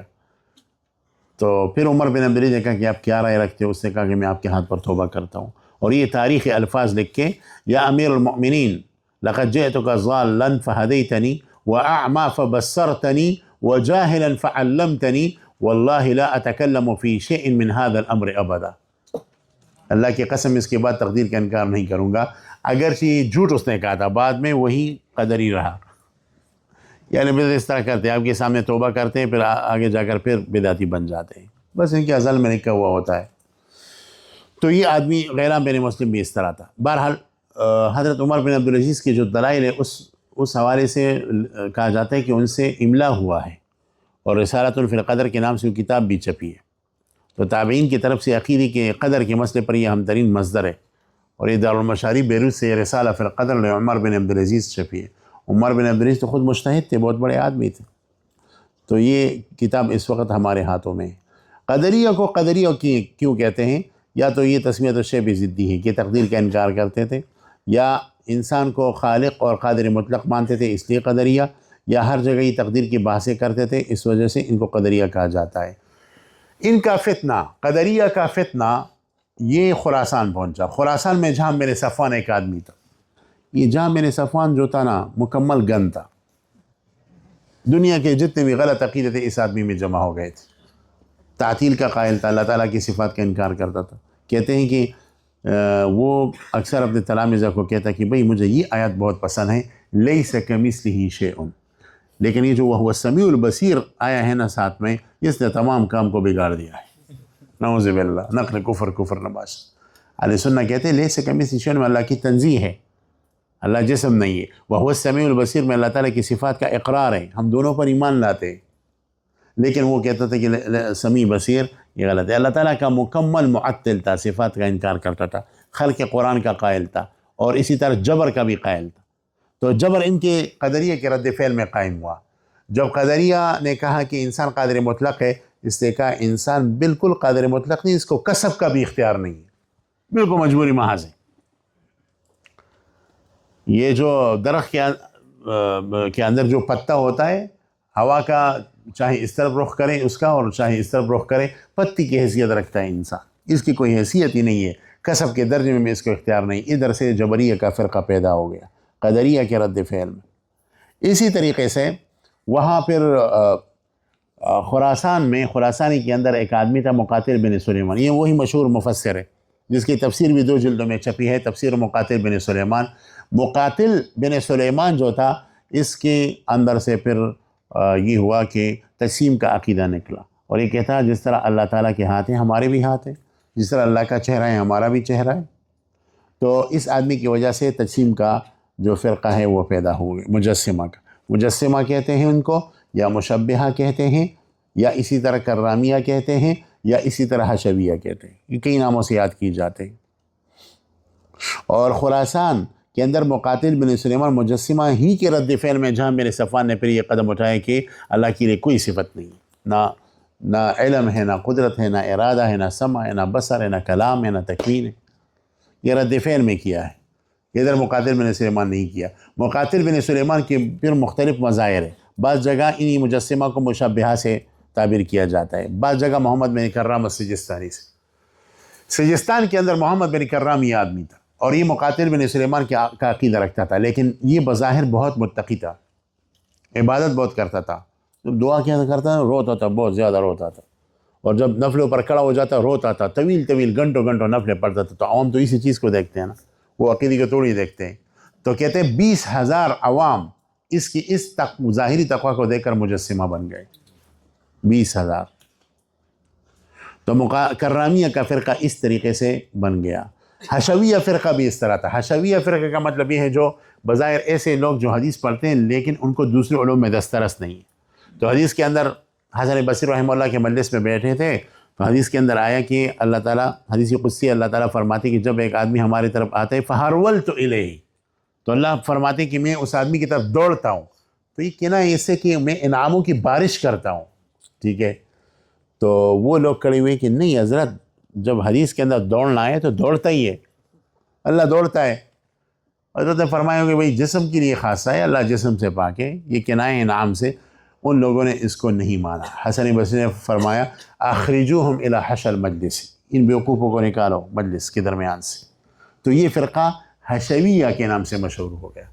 کہتے ہیں کہ حشویہ شین کی فتح کے ساتھ ہے، حشویہ حاشیہ سے نکلا ہے، یا بعض حضرات کہتے ہیں کہ یہ شین کے سکون کے ساتھ ہے، حشویہ۔ اس فرقوں کو حشویہ اس لیے کہا جاتا ہے کہ یہ اس فرقے کا کلام حشو پر مشتمل ہوتا ہے، فضول باتوں پر مشتمل ہوتا ہے، اور اکثر جو سیدھے سادے محدثین ہوتے تھے جو حدیث میں تو مہارت رکھتے تھے لیکن دوسرے علوم سے اکثر باخبر ہوتے تھے، اس فرقے کی طرف چلے جاتے تھے، یا بعض وہ جاہل صوفیہ اس فرقے کی طرف جو ہے نا چلے جاتے تھے، جن کا جو ہے نا مہارت نہیں ہوتا۔ یہ آپ ذہن میں جو ہے نا رکھیں، اس طریقے سے یہ فرقے پیدا ہو گئے ہیں۔ میرے خیال میں یہاں تک آج کا سبق کافی ہے، اور کل ایسا کرتے ہیں اس کو ختم بھی کرتے ہیں، اور امام ابو حنیفہ رحمۃ اللہ علیہ والا محاضرہ بھی شروع کرتے ہیں، اس کو بھی ختم کر لیں گے، ٹھیک ہے۔ آج تو جمعرات ہے نا۔